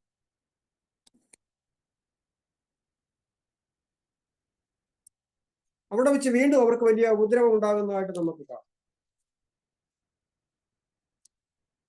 17, 18, 19 വാക്യത്തിൽ, എന്നാൽ അന്ത്യോക്യയിൽ നിന്നും ഇക്കോന്യയിൽ നിന്നും യഹൂദന്മാർ വന്നുകൂടി പുരുഷാരത്തെ വശത്താക്കി പൗലോസിനെ കല്ലെറിഞ്ഞു. 2 പ്രാവശ്യം കൊല്ലാൻ ശ്രമിച്ചു. മറ്റൊരു പ്രാവശ്യം ഒരു സ്ഥലത്തു നിന്നും ഇറങ്ങി കൊട്ടയ്ക്കകത്താകി പോകേണ്ടതായിട്ട് വന്നു. ഇപ്പോൾ അവരെ കല്ലെറിയുകയാണ്. കല്ല് ഏറുകൊണ്ട പൗലോസ് മരിച്ചവരെ പോലെ ആയി, അവശനായി. മരിച്ചു എന്ന് കണ്ടിട്ട് അവനെ പട്ടണത്തിന് പുറത്തേക്ക് വലിച്ചിഴച്ചുകൊണ്ട് വന്നു. ശവം കൊണ്ടുപോകുന്ന പോലെ വലിച്ചിഴച്ചുകൊണ്ട് വന്നു. എന്നാൽ ശിഷ്യന്മാർ അവനെ ചുറ്റി നിൽക്കയിൽ അവൻ എഴുന്നേറ്റ് പട്ടണത്തിൽ ചെന്നു. പിറ്റേന്നാൾ ബർന്നബാസോട് കൂടെ ദർബയ്ക്ക് പോയി ആ പട്ടണത്തിലും സുവിശേഷം അറിയിച്ചു. പലരെയും ശിഷ്യന്മാരാക്കിയ ശേഷം ലുസ്ത്ര, ഇക്കോന്യ, അന്ത്യോക്യ എന്നീ പട്ടണങ്ങളിലേക്ക് മടങ്ങിച്ചെന്നു. വീണ്ടും ആ പ്രദേശങ്ങളിലേക്ക് ചെന്ന് അവരെ വിശ്വാസത്തിൽ നിലനിൽക്കണമെന്ന് അവരെ പ്രബോധിപ്പിക്കുകയാണ്. അതിനുശേഷം പറയുകയാണ്, വിശ്വാസത്തിൽ നിലനിൽക്കണം, നാം അനേകം കഷ്ടങ്ങളിൽ കൂടെ ദൈവരാജ്യത്തിൽ കടക്കേണ്ടതാകുന്നു എന്ന് പ്രബോധിപ്പിച്ചു. അവർ സഭകൾ തോറും മൂപ്പന്മാരെ നിയമിച്ചു. അപ്പം ഇത് സഭകൾ നിലനിൽക്കേണ്ടതെങ്കിൽ അവിടെ ശുശ്രൂഷകന്മാർ വേണം. അവിടെ അതിനെ ശുശ്രൂഷിക്കുവാൻ, ഭരണ സംവിധാനം ഉണ്ടാക്കുവാനുള്ള ആളുകൾ വേണം. അപ്പൊ മൂപ്പന്മാരെ, എൽഡേഴ്സിനെ അവിടെ നിയമിക്കുകയാണ്. ഉപവസിച്ചും പ്രാർത്ഥിച്ചും കൊണ്ട് കർത്താവിൽ അവരെ ഫലമേൽപ്പിച്ചു. പിസിദ്യ ദേശത്തിലൂടെ കടന്നിട്ട് അവർ പമ്പൂലിയിലെത്തി. പെർഗയിൽ നിന്ന് വചനം പ്രസംഗിച്ച ശേഷം അത്തല്യയിലേക്ക് വന്നു. അത്തല്യയിൽ നിന്ന് കപ്പൽ കയറി അന്ത്യോക്യയിലേക്ക് പോയി. അപ്പൊ 1ാമത്തെ മിഷണറി യാത്ര അവസാനിപ്പിക്കുകയാണ്. അവർ അന്ത്യോക്യയിലേക്ക് തിരിച്ചു വന്നു. അന്ത്യോക്യയിലേക്ക് വന്ന ശേഷം 28-ാമത്തെ വാക്യം, 14-ാം അധ്യായത്തിന്റെ 28-ാം വാക്യം, തങ്ങൾ നിവർത്തിച്ച വേലയ്ക്കായി ദൈവകൃപയിൽ അവരെ ഫലമേൽപ്പിച്ചയച്ചത് അവിടെ നിന്നായിരുന്നുവല്ലോ.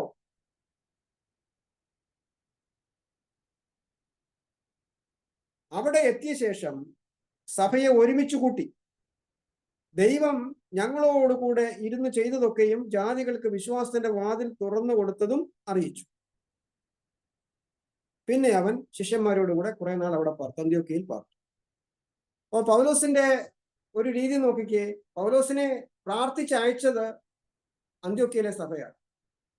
ഇത്രയും കഷ്ടങ്ങളും പ്രയാസങ്ങളും ഒക്കെ സഹിച്ച് ധാരാളം സ്ഥലങ്ങളിൽ സഭകൾ സ്ഥാപിച്ച് അവിടെ മൂപ്പന്മാരെയൊക്കെ നിയമിച്ച് ഈ യാത്രയുടെ അവസാനമായപ്പോൾ പൗലോസ് തിരിച്ച് കപ്പൽ കയറി അന്ത്യോക്യയിലേക്ക് തന്നെ വന്നു. ഇതാണ് ഒരു അക്കൗണ്ടബിലിറ്റി എന്ന് പറയുന്നത്. നമ്മളെ പ്രാർത്ഥിച്ചയക്കുന്ന, നമ്മെ നിയോഗിച്ചയക്കുന്ന സഭയോടും ആ സഭയുടെ ലീഡേഴ്സിനോടും മാനുഷികമായ നിലയിലാണെങ്കിൽ പോലും നമുക്കൊരു കടപ്പാടും. നമുക്ക് വേണ്ടി പ്രാർത്ഥിക്കുന്ന വിശ്വാസ സമൂഹമാണ്. നാം ഒരു വേലയ്ക്ക് വേണ്ടി പോകുമ്പോൾ നമുക്ക് വേണ്ടി പ്രാർത്ഥിക്കുന്ന ധാരാളം ആളുകളുണ്ട്. ആ പ്രാർത്ഥനയ്ക്ക് മറുപടി ലഭിക്കുമ്പോൾ, അല്ലെങ്കിൽ ദൈവം ഒരു അനുഗ്രഹം നൽകുമ്പോൾ, അത് അവരെ കൂടെ അറിയിച്ച് കർത്താവിൽ സന്തോഷിക്കുന്നത് വളരെ നല്ല പരിചയമാണ്. അപ്പൊ പ്രാർത്ഥിക്കാൻ വേണ്ടി മാത്രം പറയുന്ന ആളുകളുണ്ട് അല്ലേ? പ്രാർത്ഥിക്കാൻ വേണ്ടി പ്രാർത്ഥിക്കണേ എന്ന് പറയും. പ്രാർത്ഥനയ്ക്ക് മറുപടി ലഭിക്കുമ്പോൾ ഉണ്ട്. അപ്പം സഭയിലാണെങ്കിലും ഒരു കാര്യത്തിന് വേണ്ടി പ്രാർത്ഥിച്ചാൽ അതിന് മറുപടി ലഭിക്കുമ്പോൾ ആ സഭയോട് ഒരുമിച്ച് ദൈവത്തെ മഹത്വപ്പെടുത്തുവാൻ കഴിയും. സുവിശേഷ വേലയോടുള്ള ബന്ധത്തിൽ ഈ യാത്രയ്ക്ക് ശേഷം അവർ തിരിച്ച് അവിടെ വന്ന് അവർ ചെയ്തതും കർത്താവ് അവരിലൂടെ ചെയ്തതും എല്ലാം അവരെ അറിയിച്ച്, കർത്താവ് തങ്ങളോടുകൂടെ ഇരുന്ന് ചെയ്തതെല്ലാം അറിയിച്ച്, പ്രത്യേകിച്ചും ജാതികൾക്ക് വേണ്ടി വിശ്വാസത്തിന്റെ വാതിൽ തുറന്നുകൊടുത്ത ആ ഒരു വലിയ കാര്യമൊക്കെ അവരെ അറിയിച്ചു.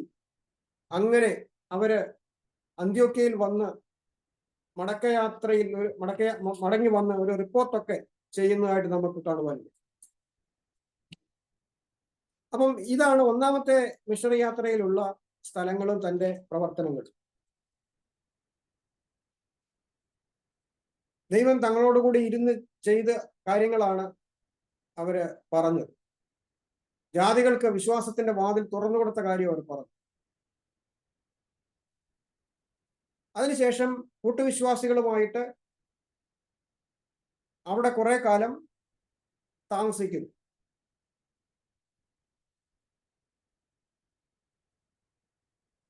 ഒരുപക്ഷെങ്കിൽ ഈ ഒരു യാത്രയ്ക്ക് ശേഷമായിരിക്കണം ഗലാത്യ പ്രദേശങ്ങളിലൊക്കെ പോയി, പിസിദ്യയിലെ അന്ത്യോക്യയിലും ഒക്കെ പോയി സുവിശേഷം പ്രസംഗിക്കും. രണ്ടാമതോടെ പോയി മൂപ്പന്മാരെ നിയമിക്കുകയൊക്കെ ചെയ്തതിനു ശേഷം വന്ന് അവിടുത്തെ സാഹചര്യം പൗലോസിന് ശരിക്കും അറിയാം. ആ പ്രദേശത്ത് റോമൻ കോളനി ആയിരുന്നെങ്കിലും അവിടെ ധാരാളം യഹൂദന്മാരുണ്ട്. അപ്പോൾ ഈ സമയത്തായിരിക്കണം ഗലാത്യർക്ക് എഴുതുന്ന ലേഖനം പൗലോസ് എഴുതുന്നത്. ഗലാത്യർക്കുള്ള ലേഖനം ഇങ്ങനെ തിരിച്ചു വന്നതിന് ശേഷമായിരിക്കാം എഴുതുന്നതാണ് പണ്ഡിതന്മാര് അഭിപ്രായപ്പെടുന്നത്. അപ്പൊ എന്തായിരുന്നാലും ഒന്നാമത്തെ യാത്രയിൽ വളരെ പ്രതികൂലങ്ങൾ ഉണ്ടായിരുന്നു, മരണകരമായ പ്രശ്നങ്ങൾ ഉണ്ടായിരുന്നു. എന്നാൽ വിവിധങ്ങളായ സ്ഥലങ്ങൾ സന്ദർശിച്ച് സഭകൾ സ്ഥാപിക്കുവാനും അനേകരെ കർത്താവിലേക്ക് കൊണ്ടുവരുവാനും യഹൂദന്മാരോടും യവനന്മാരോടും കർത്താവിനെ കുറിച്ച് വളരെ കൃത്യമായി സാക്ഷിക്കുവാനും ഒക്കെ പൗലോസിന് കഴിഞ്ഞത് നമുക്ക് കാണുവാൻ കഴിയും. വളരെ സാഹസികമായ ഒന്നാമത്തെ യാത്ര 14-ാം അധ്യായത്തിന്റെ 28-ാം വാക്യത്തോട് അവസാനത്തോടു കൂടി അവസാനിക്കുകയാണ്. അങ്ങനെ താൻ അവിടെ താമസിക്കുന്ന സമയത്ത് നടന്ന ഒരു പ്രധാനപ്പെട്ട സംഭവമാണ് 15-ാമത്തെ അധ്യായം. അപ്പൊ രണ്ടാമത്തെ മിഷണറി യാത്ര ആരംഭിക്കുന്നത് 16-ാമത്തെ അധ്യായത്തോടു കൂടി, 15-ാം അധ്യായത്തിന്റെ അവസാനത്തോടു കൂടി.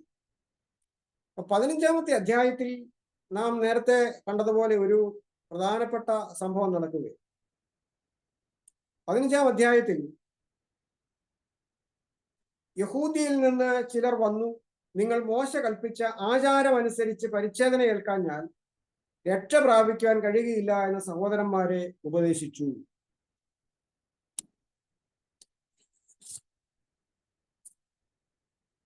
അപ്പൊ അന്ത്യോക്യയിലെ സഭയിലേക്ക് വീണ്ടും ചില ആളുകൾ വന്നിട്ട് ഒരു ഉപദേശം കൊടുക്കുന്നതാണ് നമ്മൾ അവിടെ കാണുന്നത്. നമുക്ക് ഗലാത്യ ലേഖനം 2-ാം അധ്യായത്തിന്റെ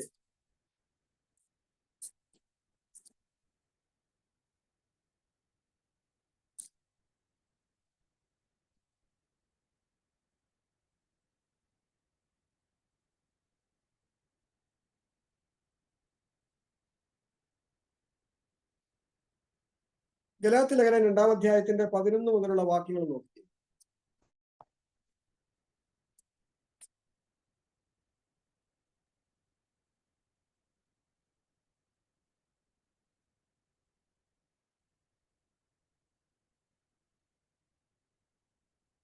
ഇവിടെ ഇതിനോട് സമാനമായ ഒരു കാര്യമാണ്. എന്നാൽ കേഫാവ് അന്ത്യോക്യയിൽ വന്നാറെ.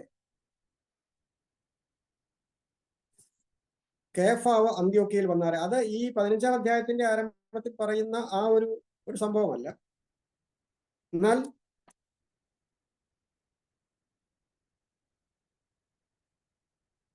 പത്രോസ് അന്ത്യോക്യയിൽ ഒരു പ്രാവശ്യം സന്ദർശിക്കുന്നു.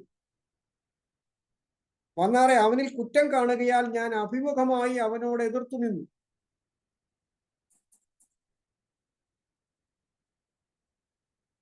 ശിഷ്യന്മാരിൽ പ്രധാനിയാണ് പത്രോസ്. അല്ല, സ്വർഗരാജ്യത്തിന്റെ താക്കോൽ ലഭിച്ചു എന്നൊക്കെയാണ് അവനെ കുറിച്ച് പറയുന്നത്. അപ്പൊ അത്രയും ശ്രേഷ്ഠനായ ശിഷ്യനായിരുന്നു പത്രോസ്. പൗലോസിന് പ്രാർത്ഥനയും കൈത്താങ്ങലും അംഗീകാരവും ഒക്കെ കൊടുത്ത് യെരുശലേമിൽ നിന്നും പറഞ്ഞു വിട്ടതും പത്രോസാണ്. യാക്കോബും ഉണ്ടായിരുന്നു. പക്ഷെ ഇപ്പോൾ അന്ത്യോക്യയിലേക്ക് ഈ പത്രോസ് വരുമ്പോൾ പൗലോസ് പറയുകയാണ്, കേഫാവ് അന്ത്യോക്യയിൽ വന്നാറെ അവനിൽ കുറ്റം കാണുകയാൽ. അപ്പൊ പൗലോസിന്റെ വീക്ഷണത്തിൽ ഒരിക്കലും സംഭവിക്കാൻ പാടില്ലാത്തതും ചെയ്യാൻ പാടില്ലാത്തതുമായ ചില സമീപനവും നടപടിയുമാണ് പത്രോസിൽ കണ്ടത്. അതുകൊണ്ട് ഞാൻ അഭിമുഖമായി അവനോട് എതിർത്തു നിന്നു. അത് വഴക്കുണ്ടാക്കുകയല്ല. ഈ വഴക്കുണ്ടാക്കുന്നതും ഒരു സത്യസന്ധമായ ഒരു കാര്യം ശക്തമായി പറയുന്നതും തമ്മിൽ വ്യത്യാസമുണ്ട്. ഉപദേശത്തിന് വേണ്ടിയും സത്യത്തിന് വേണ്ടിയും ശക്തമായിട്ട് നിലപാട് സ്വീകരിക്കുന്നതിനെ കുറിച്ചാണ് ഇവിടെ പറഞ്ഞിരിക്കുന്നത്. അപ്പൊ യാക്കോബിന്റെ അടുക്കൽ നിന്ന് ചിലർ വരും മുമ്പേ അവൻ ജാതികളോടുകൂടെ തിന്നുപോന്നു. അപ്പൊ യെരുശലേമിൽ നിന്നും സഹോദരന്മാരൊക്കെ വരുന്നതിന് മുമ്പേ അന്ത്യോക്യ സഭയിൽ വന്ന സമയത്ത് പത്രോസ് എന്ത് ചെയ്തു? ജാതികളായിട്ടുള്ള റോമാക്കാരോടും ഗ്രീക്കുകാരോടും മറ്റ് മതത്തിൽപ്പെട്ട ആളുകളോടും ഒക്കെ ചേർന്ന് അവനെന്ത് ചെയ്തു? ജാതികളോടുകൂടെ തിന്നുപോന്നു. അവരോട് ഭക്ഷണം കഴിക്കുകയും കുടിക്കുകയും ഒക്കെ ചെയ്ത് അവരോട് ചേർന്ന് നിന്നു. അവൻ ജാതികളോടുകൂടെ തിന്നുപോന്നു. അവർ വന്നപ്പോഴോ, ആര് വന്നപ്പോൾ? യാക്കോബിന്റെ അടുക്കൽ നിന്നും യെരുശലേമിൽ നിന്നും ചില ആളുകൾ വന്നപ്പോഴോ അവൻ പരിച്ഛേദനക്കാരെ ഭയപ്പെട്ട് പിൻവാങ്ങി പിരിഞ്ഞു നിന്നു. അപ്പം ന്യായപ്രമാണവാദികളായ പരിച്ഛേദനവാദികളായ ആളുകളാണ് അവരെ ഭയപ്പെട്ടു. ഞാൻ ജാതികളോടുകൂടെ ഭക്ഷിക്കുന്നത് അവർ കണ്ടാൽ അത് വലിയ കുറ്റമായിട്ട് അവർ വാദിക്കുകയും യെരുശലേമിലെ സഭയിൽ അത് ഉന്നയിക്കുകയൊക്കെ ചെയ്യും. യഹൂദനായിരിക്കുന്ന ഞാൻ ജാതികളോടുകൂടെ ഭക്ഷിക്കുന്നത് തെറ്റാണ് എന്ന് അവർക്കറിയാം. അതുകൊണ്ട് അവര് വന്നു കഴിഞ്ഞപ്പോൾ രാവിലെ ബ്രേക്ക്ഫാസ്റ്റിന് വിളിച്ചപ്പോൾ പത്രോസ് പറഞ്ഞു, എനിക്ക് വയറിന് നല്ല സുഖമില്ല, വേണ്ട. ഉച്ചയ്ക്ക് പറഞ്ഞു, ഞാൻ ഉപവാസം എടുക്കുവാണ്, ഞാൻ വരുന്നില്ല. നമുക്കിങ്ങനെ അറിയാമല്ലോ, ഒഴിവുകളൊക്കെ ഇങ്ങനെ ആത്മീയമായിട്ട് പറയാനറിയാം. അപ്പൊ ഇങ്ങനെ ഒഴിഞ്ഞു മാറി നിൽക്കുന്നത് കണ്ടപ്പോൾ ശേഷം യഹൂദന്മാരും അവനോടുകൂടെ കപടം കാണിച്ചത് കൊണ്ട് ബർന്നബാസും അവരുടെ കപടത്താൽ തെറ്റിപ്പോകുവാനിട വന്നു. അതാണ് ബർന്നബാസിനെ കുറിച്ച് നേരത്തെ ഒരു കാര്യം പറഞ്ഞായിരുന്നു. ബർന്നബാസും ചില യാത്രകളിലൊക്കെ ചില സന്ദർഭങ്ങളിലൊക്കെ ഇങ്ങനെയുള്ള കാര്യം കാണിച്ചിട്ടുണ്ട്. അവരുടെ ആ ഒരു സ്വാധീനം, കാരണം വലിയ ആളുകൾ തെറ്റ് ചെയ്യുമ്പോൾ അതിന്റെ സ്വാധീനം അത് ശരിയാണെന്നോർത്ത് സാധാരണക്കാർക്കും ഉണ്ടാവും. അപ്പൊ സഭയുടെ ലീഡർ തന്നെയാണ് ഒരു തെറ്റായ കാര്യം ചെയ്യുന്നതെങ്കിൽ ആ തെറ്റ് അനുകരിക്കുന്ന ഒരുപാട് വിശ്വാസികൾ ഉണ്ടാവും. അവരതിനെ അങ്ങ് വേദവാക്യം പോലെ സ്വീകരിക്കും. മറ്റാര് പറഞ്ഞാലും അവരെന്ത് ചെയ്യത്തില്ല, മാറത്തില്ല. അപ്പം ലീഡേഴ്സ് പഥ്യോപദേശത്തിൽ നിലനിൽക്കേണ്ടതിന്റെ ആവശ്യകതയാണ് ഇവിടെ നമുക്ക് കാണുന്നത്. ശക്തമായ, വ്യക്തമായ, കൃത്യമായ നിലപാടുകൾ സ്വീകരിക്കുകയും വചനത്തിനു വേണ്ടി, ദൈവത്തിനു വേണ്ടി നിലപാടുകൾ എടുക്കുകയും ചെയ്യേണ്ടവരാണ് ലീഡേഴ്സ്. അവർ അയഞ്ഞു കൊടുത്താൽ, അവർ തെറ്റുകളുടെ ഭാഗത്ത് നിന്നാൽ വലിയൊരു സമൂഹം അതിലേക്ക് വഴുതി പോകുവാൻ ഇടയാകും. അപ്പൊ നമ്മൾക്കറിയാം, നമ്മുടെ സമൂഹങ്ങളിലൊക്കെ ഇന്നത്തെ ഒരു കാര്യം എന്ന് പറഞ്ഞാൽ നമ്മുടെ ലീഡർ പറയുന്നത് നമ്മുടെ വേദവാക്യം പോലെ ഇടും. പല ന്യൂ ജനറേഷൻ സഭകളിലും അവരുടെ ലീഡർ പറയുന്നതാണ് അവർക്ക് വലിയ കാര്യം. വേദപുസ്തകം എന്ത് പറയുന്നു, ദൈവം എന്ത് പറയുന്നു എന്നുള്ളതിനേക്കാൾ അവര് മാനിക്കുന്നത് അവരുടെ ലീഡർ പറയുന്നത്. അപ്പോൾ അങ്ങനെയുള്ള ഒരു മാനസികാവസ്ഥ ഉള്ളത് കൊണ്ട് ലീഡേഴ്സ് എപ്പോഴും ദൈവത്തിന്റെ വചനത്തിന്റെ അനുസരണമായിട്ട് നിൽക്കേണ്ടത് ഏറ്റവും ആവശ്യമാണ്. അപ്പോൾ അങ്ങനെ ബർണ്ണബാസ് അങ്ങനെ ചെയ്തു. അവർ സുവിശേഷത്തിന്റെ സത്യമനുസരിച്ച് ചൊവ്വായി നടക്കുന്നില്ല എന്ന് കണ്ടിട്ട് ഞാൻ എല്ലാവരും കേൾക്കെ കേഫാവിനോട് പറഞ്ഞത്, യഹൂദനായി നീ യഹൂദ മര്യാദ പ്രകാരമല്ല ജാതികളുടെ മര്യാദ പ്രകാരം ജീവിക്കുന്നുവെങ്കിൽ നീ ജാതികളെ യഹൂദ മര്യാദ അനുസരിപ്പാൻ നിർബന്ധിക്കുന്നതെന്ത്? അപ്പൊ പിന്നീട് ഒത്തിരി കാര്യങ്ങൾ പൗലോസ് അവിടെ പറയുന്നുണ്ട്. അപ്പൊ പൗലോസിന്റെ ഒരു എക്സ്പോഷർ ഒരു പക്ഷെങ്കിൽ പത്രോസിനുണ്ടായിരുന്നില്ല. ന്യായപ്രമാണം ധാരാളം ശക്തമായിട്ട് പഠിക്കുകയും സുവിശേഷത്തിന്റെ വെളിപ്പാടുകൾ ധാരാളമായി ലഭിക്കുകയും ചെയ്ത ആ പൗലോസിന് കുറച്ചും കൂടെ ജാതികളുടെ കാര്യത്തിൽ വ്യക്തമായ നിലപാടുണ്ടായിരുന്നു. അപ്പോൾ ആ ഒരു കാര്യം പത്രോസിന്റെ തെറ്റ് കണ്ടപ്പോൾ പത്രോസ് ആണെന്ന് പോലും ചിന്തിക്കാതെ എന്ത് ചെയ്തു? വളരെ ശക്തമായിട്ട് അവനോട് എതിർത്ത് നിൽക്കുകയും അവനെ കറക്റ്റ് ചെയ്യുകയും ചെയ്തു. അപ്പൊ ലീഡേഴ്സ് ആണെങ്കിലും ഒരു സബോർഡിനേറ്റ് പറയുന്ന കാര്യം സത്യമാണെങ്കിൽ അതിനെ സ്വീകരിക്കുവാൻ തയ്യാറാകണം. പത്രോസ് അത് സ്വീകരിച്ചു.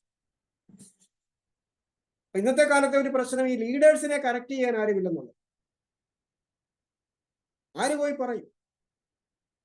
ഞാൻ പലപ്പോഴും ഓർക്കാറുണ്ട്, നമ്മുടെ ഇടയിലൊക്കെ ഉള്ള പല ഉപദേശ ഭേദങ്ങളും ഒരുപാട് ആളുകൾ ഇങ്ങനെ പ്രസംഗിക്കുമ്പോൾ അവരെ കറക്റ്റ് ചെയ്യുവാൻ അവരുടെ സമൂഹത്തിൽ മറ്റൊരാളില്ല.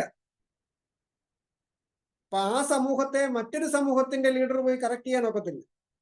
കാരണം അവർ പ്രത്യേകമായ ഒരു സഭാവിഭാഗമായിട്ട് നിൽക്കുകയും.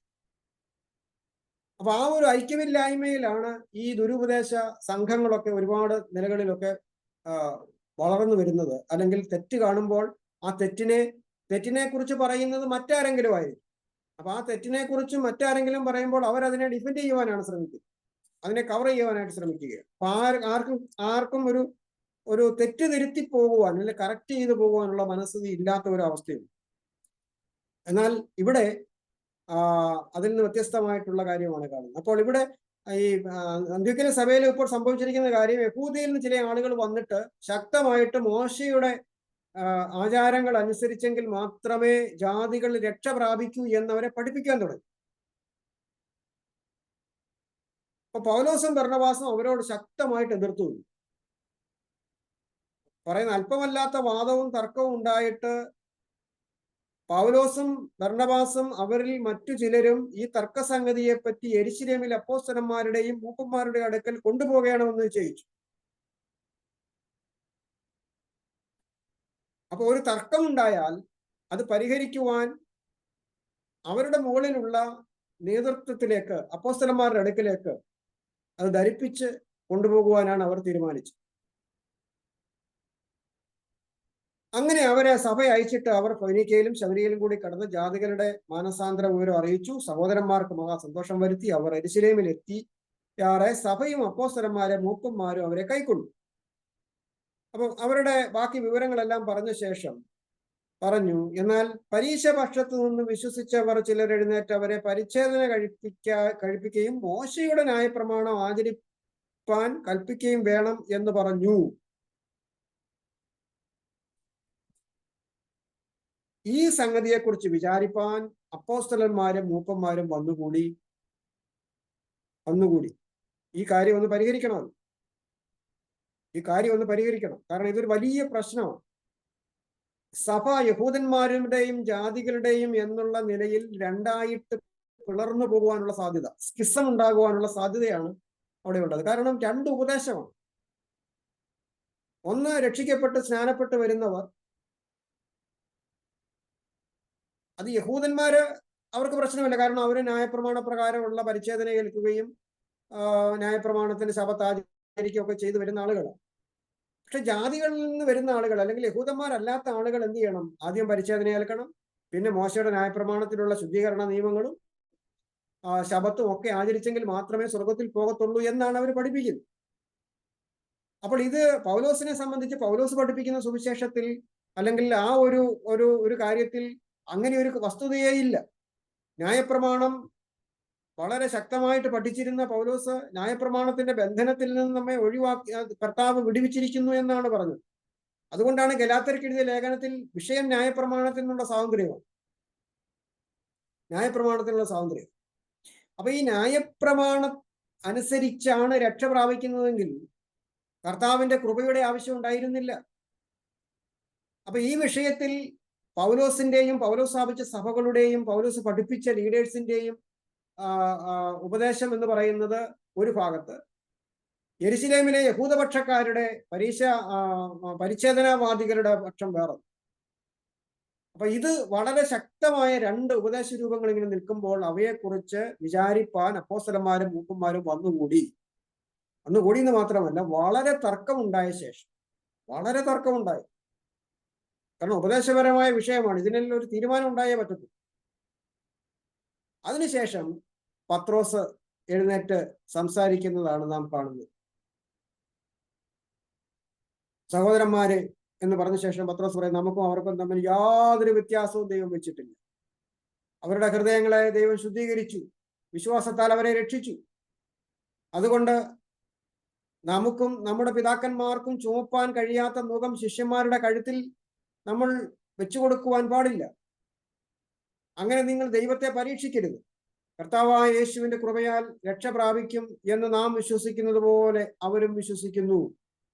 അങ്ങനെ അവരെ തീരുമാനമെടുത്തു. ജനസമൂഹം എല്ലാം മിണ്ടാതെ, ബർന്നബാസും പൗലോസും ദൈവം തങ്ങളെ കൊണ്ട് ജാതികളുടെ ഇടയിൽ ചെയ്യിച്ച അടയാളങ്ങളും അത്ഭുതങ്ങളും എല്ലാം വിവരിക്കുന്നത് കേട്ട ശേഷം യാക്കോബ് പിന്നീട് ആ യോഗത്തിന്റെ അധ്യക്ഷനായിരുന്നു. അദ്ദേഹം അതിന്റെ മറുപടിയും പറഞ്ഞ് കാര്യം അവർ തീരുമാനിച്ചു. ജാതികളുടെ മേൽ യാതൊരു ഭാരവും നമ്മൾ ചുമത്തുവാൻ പാടില്ല. അവർ വിശുദ്ധിയിലും വേർപാടിലും ജീവിക്കണം എന്നുള്ളതല്ലാതെ യാതൊന്നും ചെയ്യാൻ പാടില്ല എന്ന് അവരോട് പറഞ്ഞു. 28-ാമത്തെ വാക്യം, 15-28, വിഗ്രഹാർപ്പിതം, രക്തം, ശ്വാസം മുട്ടിച്ചത്തത്, പരസംഗം എന്നിവ വർദ്ധിക്കുന്നത് ആവശ്യമെന്നല്ലാതെ അധികമായ ഭാരമൊന്നും നിങ്ങളുടെ മേൽ ചുമത്തരുത് എന്ന് പരിശുദ്ധാത്മാവിന് ഞങ്ങൾക്കും തോന്നിയിരിക്കുന്നു. ഇവ വർദ്ധിച്ച് സൂക്ഷിച്ചു കൊണ്ടാൽ നന്ന് ശുദ്ധരായിരിപ്പീൻ. ഇതായിരുന്നു അവരുടെ കൗൺസിലിന്റെ തീരുമാനം. കൗൺസിലിന്റെ തീരുമാനമെടുത്തത് പരിശുദ്ധാത്മാവാണ്. അതിന് അപ്പോസ്തലന്മാരെ ദൈവം കർത്താവ് ഉപയോഗിച്ചു. അതുകൊണ്ട് സഭ പിളർന്നു പോകാതെ ഉപദേശ സത്യങ്ങളിലേക്ക് നിലനിൽക്കുവാൻ ഇടയായി തീർന്നു. അതായത് ഒന്നാമത്തെ കൗൺസിൽ. അതാണ് ഒന്നാമത്തെ കൗൺസിൽ. അപ്പൊ യെരുശലേം കൗൺസിൽ എന്ന് പറയുന്നതാണ് 15-ാമത്തെ അധ്യായത്തിൽ നാം കാണുന്നത്. അപ്പൊ ഒന്നാമത്തെ മിഷണറി യാത്രയും 15-ാം അധ്യായത്തിലെ യെരുശലേം കൗൺസിലുമാണ് നമ്മൾ ചിന്തിച്ചത്. 15-ാം അധ്യായത്തിന്റെ അവസാന ഭാഗം മുതൽ 16 മുതലുള്ള അധ്യായങ്ങളിൽ രണ്ടാമത്തെ മിഷണറി യാത്രയാണ്. ഒന്നാമത്തെ മിഷണറി യാത്രയേക്കാൾ കുറച്ചും കൂടെ സംഭവ ബഹുലമായ യാത്രയായിരുന്നു രണ്ടാമത്തെ യാത്ര. അതിനെക്കുറിച്ച് നമുക്ക് അടുത്ത ക്ലാസ്സിൽ പഠിക്കാം. ഇപ്പോഴെന്തെങ്കിലും നിങ്ങൾക്ക് ഈ ഭാഗത്തൊന്ന് ചോദിക്കാനുണ്ടെങ്കിൽ ചോദിക്കാം, ഇല്ലെങ്കിൽ നമുക്ക് പ്രാർത്ഥിക്കാം.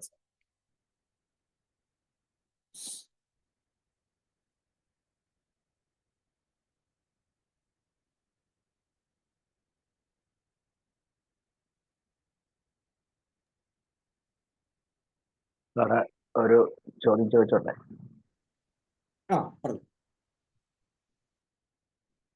ദമസ്കോസിൽ നിന്ന് യെരുശലേമിലേക്ക് പോയിട്ടാണോ പിന്നീട് അറബിയിലേക്ക് പോയത്?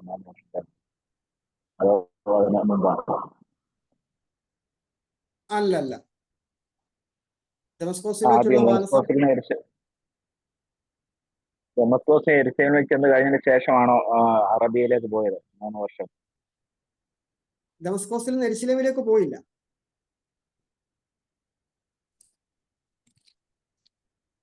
യെരുശലേമിലേക്ക് പോയെന്നാണല്ലോ നമ്മൾ ഇവിടെ കാണുന്നത്. അതായത് ദമസ്കോസിന്റെ പടിവാതിൽ എന്നുള്ള അർത്ഥത്തിലാണ് ഞാനത് പറഞ്ഞത്. യെരുശലേമിലേക്ക് പോകുന്നത് പിന്നീടാ.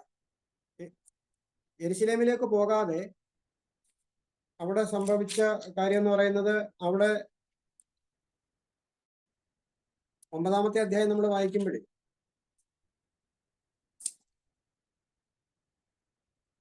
അവിടെ താന് 9-ാമത്തെ അധ്യായത്തിന്റെ 12 മുതലുള്ള വാക്യങ്ങളിൽ അനന്യാസ് വന്നിട്ട് അവന് വേണ്ടി പ്രാർത്ഥിച്ച് അവൻ സ്നാനമേൽക്കുന്നു. 18-ാമത്തെ വാക്യത്തിൽ സ്നാനമേൽക്കുകയും ആഹാരം കൈക്കൊണ്ട് ബലം പ്രാപിക്കുകയും ചെയ്തു. അപ്പം ബലം പ്രാപിക്കുകയും ചെയ്തു. അപ്പൊ ദമസ്കോസിൽ വെച്ച് ആ ഒരു അനുഭവം ഉണ്ടായ ശേഷം അവിടെ വെച്ച് താന് മാനസാന്തരത്തിന് ശേഷം അവിടെ നിന്ന് താന്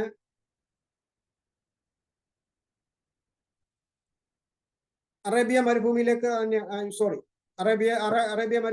പോകുന്നത്. അതിനുശേഷം 25-26 വാക്യങ്ങൾ വായിക്കുമ്പോൾ അദ്ദേഹം അവിടുന്ന് ദമസ്കോസിൽ നിന്ന് യെരുശലേമിലേക്ക് പോയി എന്നല്ലേ നമുക്ക് ഡെമസ്കോസിൽ നിന്ന് യെരൂശലേമിലേക്ക് പോയി എന്ന് പറയുന്നത് ഡെമസ്കോസിലേക്ക് വരുന്നതിന് മുമ്പേ താൻ യഹൂദിയയിലേക്ക് പോയി. സോറി, ഈ അതായത് 19-ാമത്തെ വാക്യം കണ്ടില്ലേ? സോറി, 18-ാമത്തെ വാക്യം.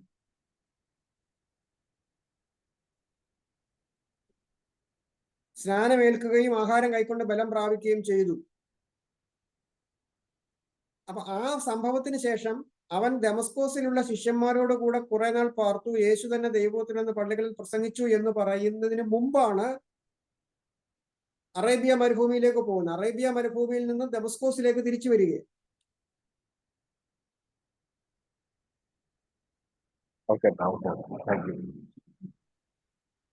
അപ്പം ഈ അറേബ്യയിൽ നിന്ന് ഡെമസ്കോസിലേക്ക് തിരിച്ചു വന്നിട്ട് ശിഷ്യന്മാരോടുകൂടെ പാർത്തു.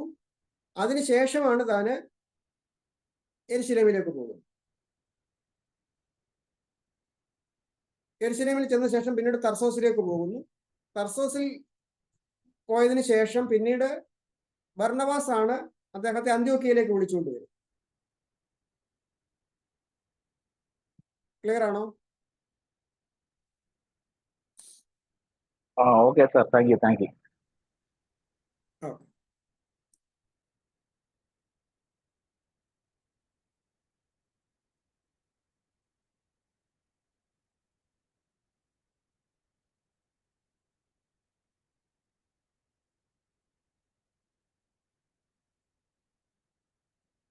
ഓക്കെ, നമുക്ക് അവസാനിപ്പിക്കാം.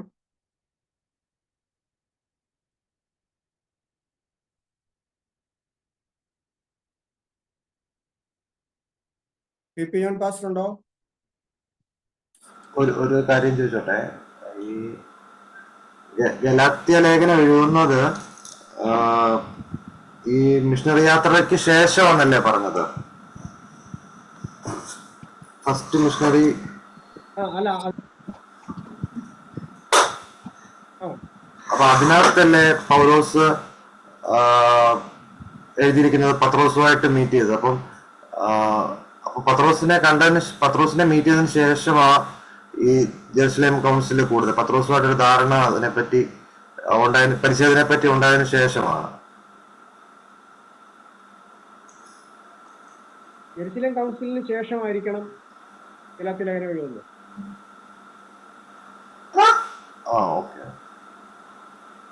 അതിനാണ് കൂടുതൽ സാധ്യത. പക്ഷെ സംഭവം അതിന് മുന്നേ നടന്നതാണ്. പൗലോസിനെ മീറ്റ് ചെയ്തത്. കർത്താവിൻദാസൻ VP ജോൺ പാസ്റ്റർ പ്രാർത്ഥിച്ച് ആശീർവാദം പറഞ്ഞു.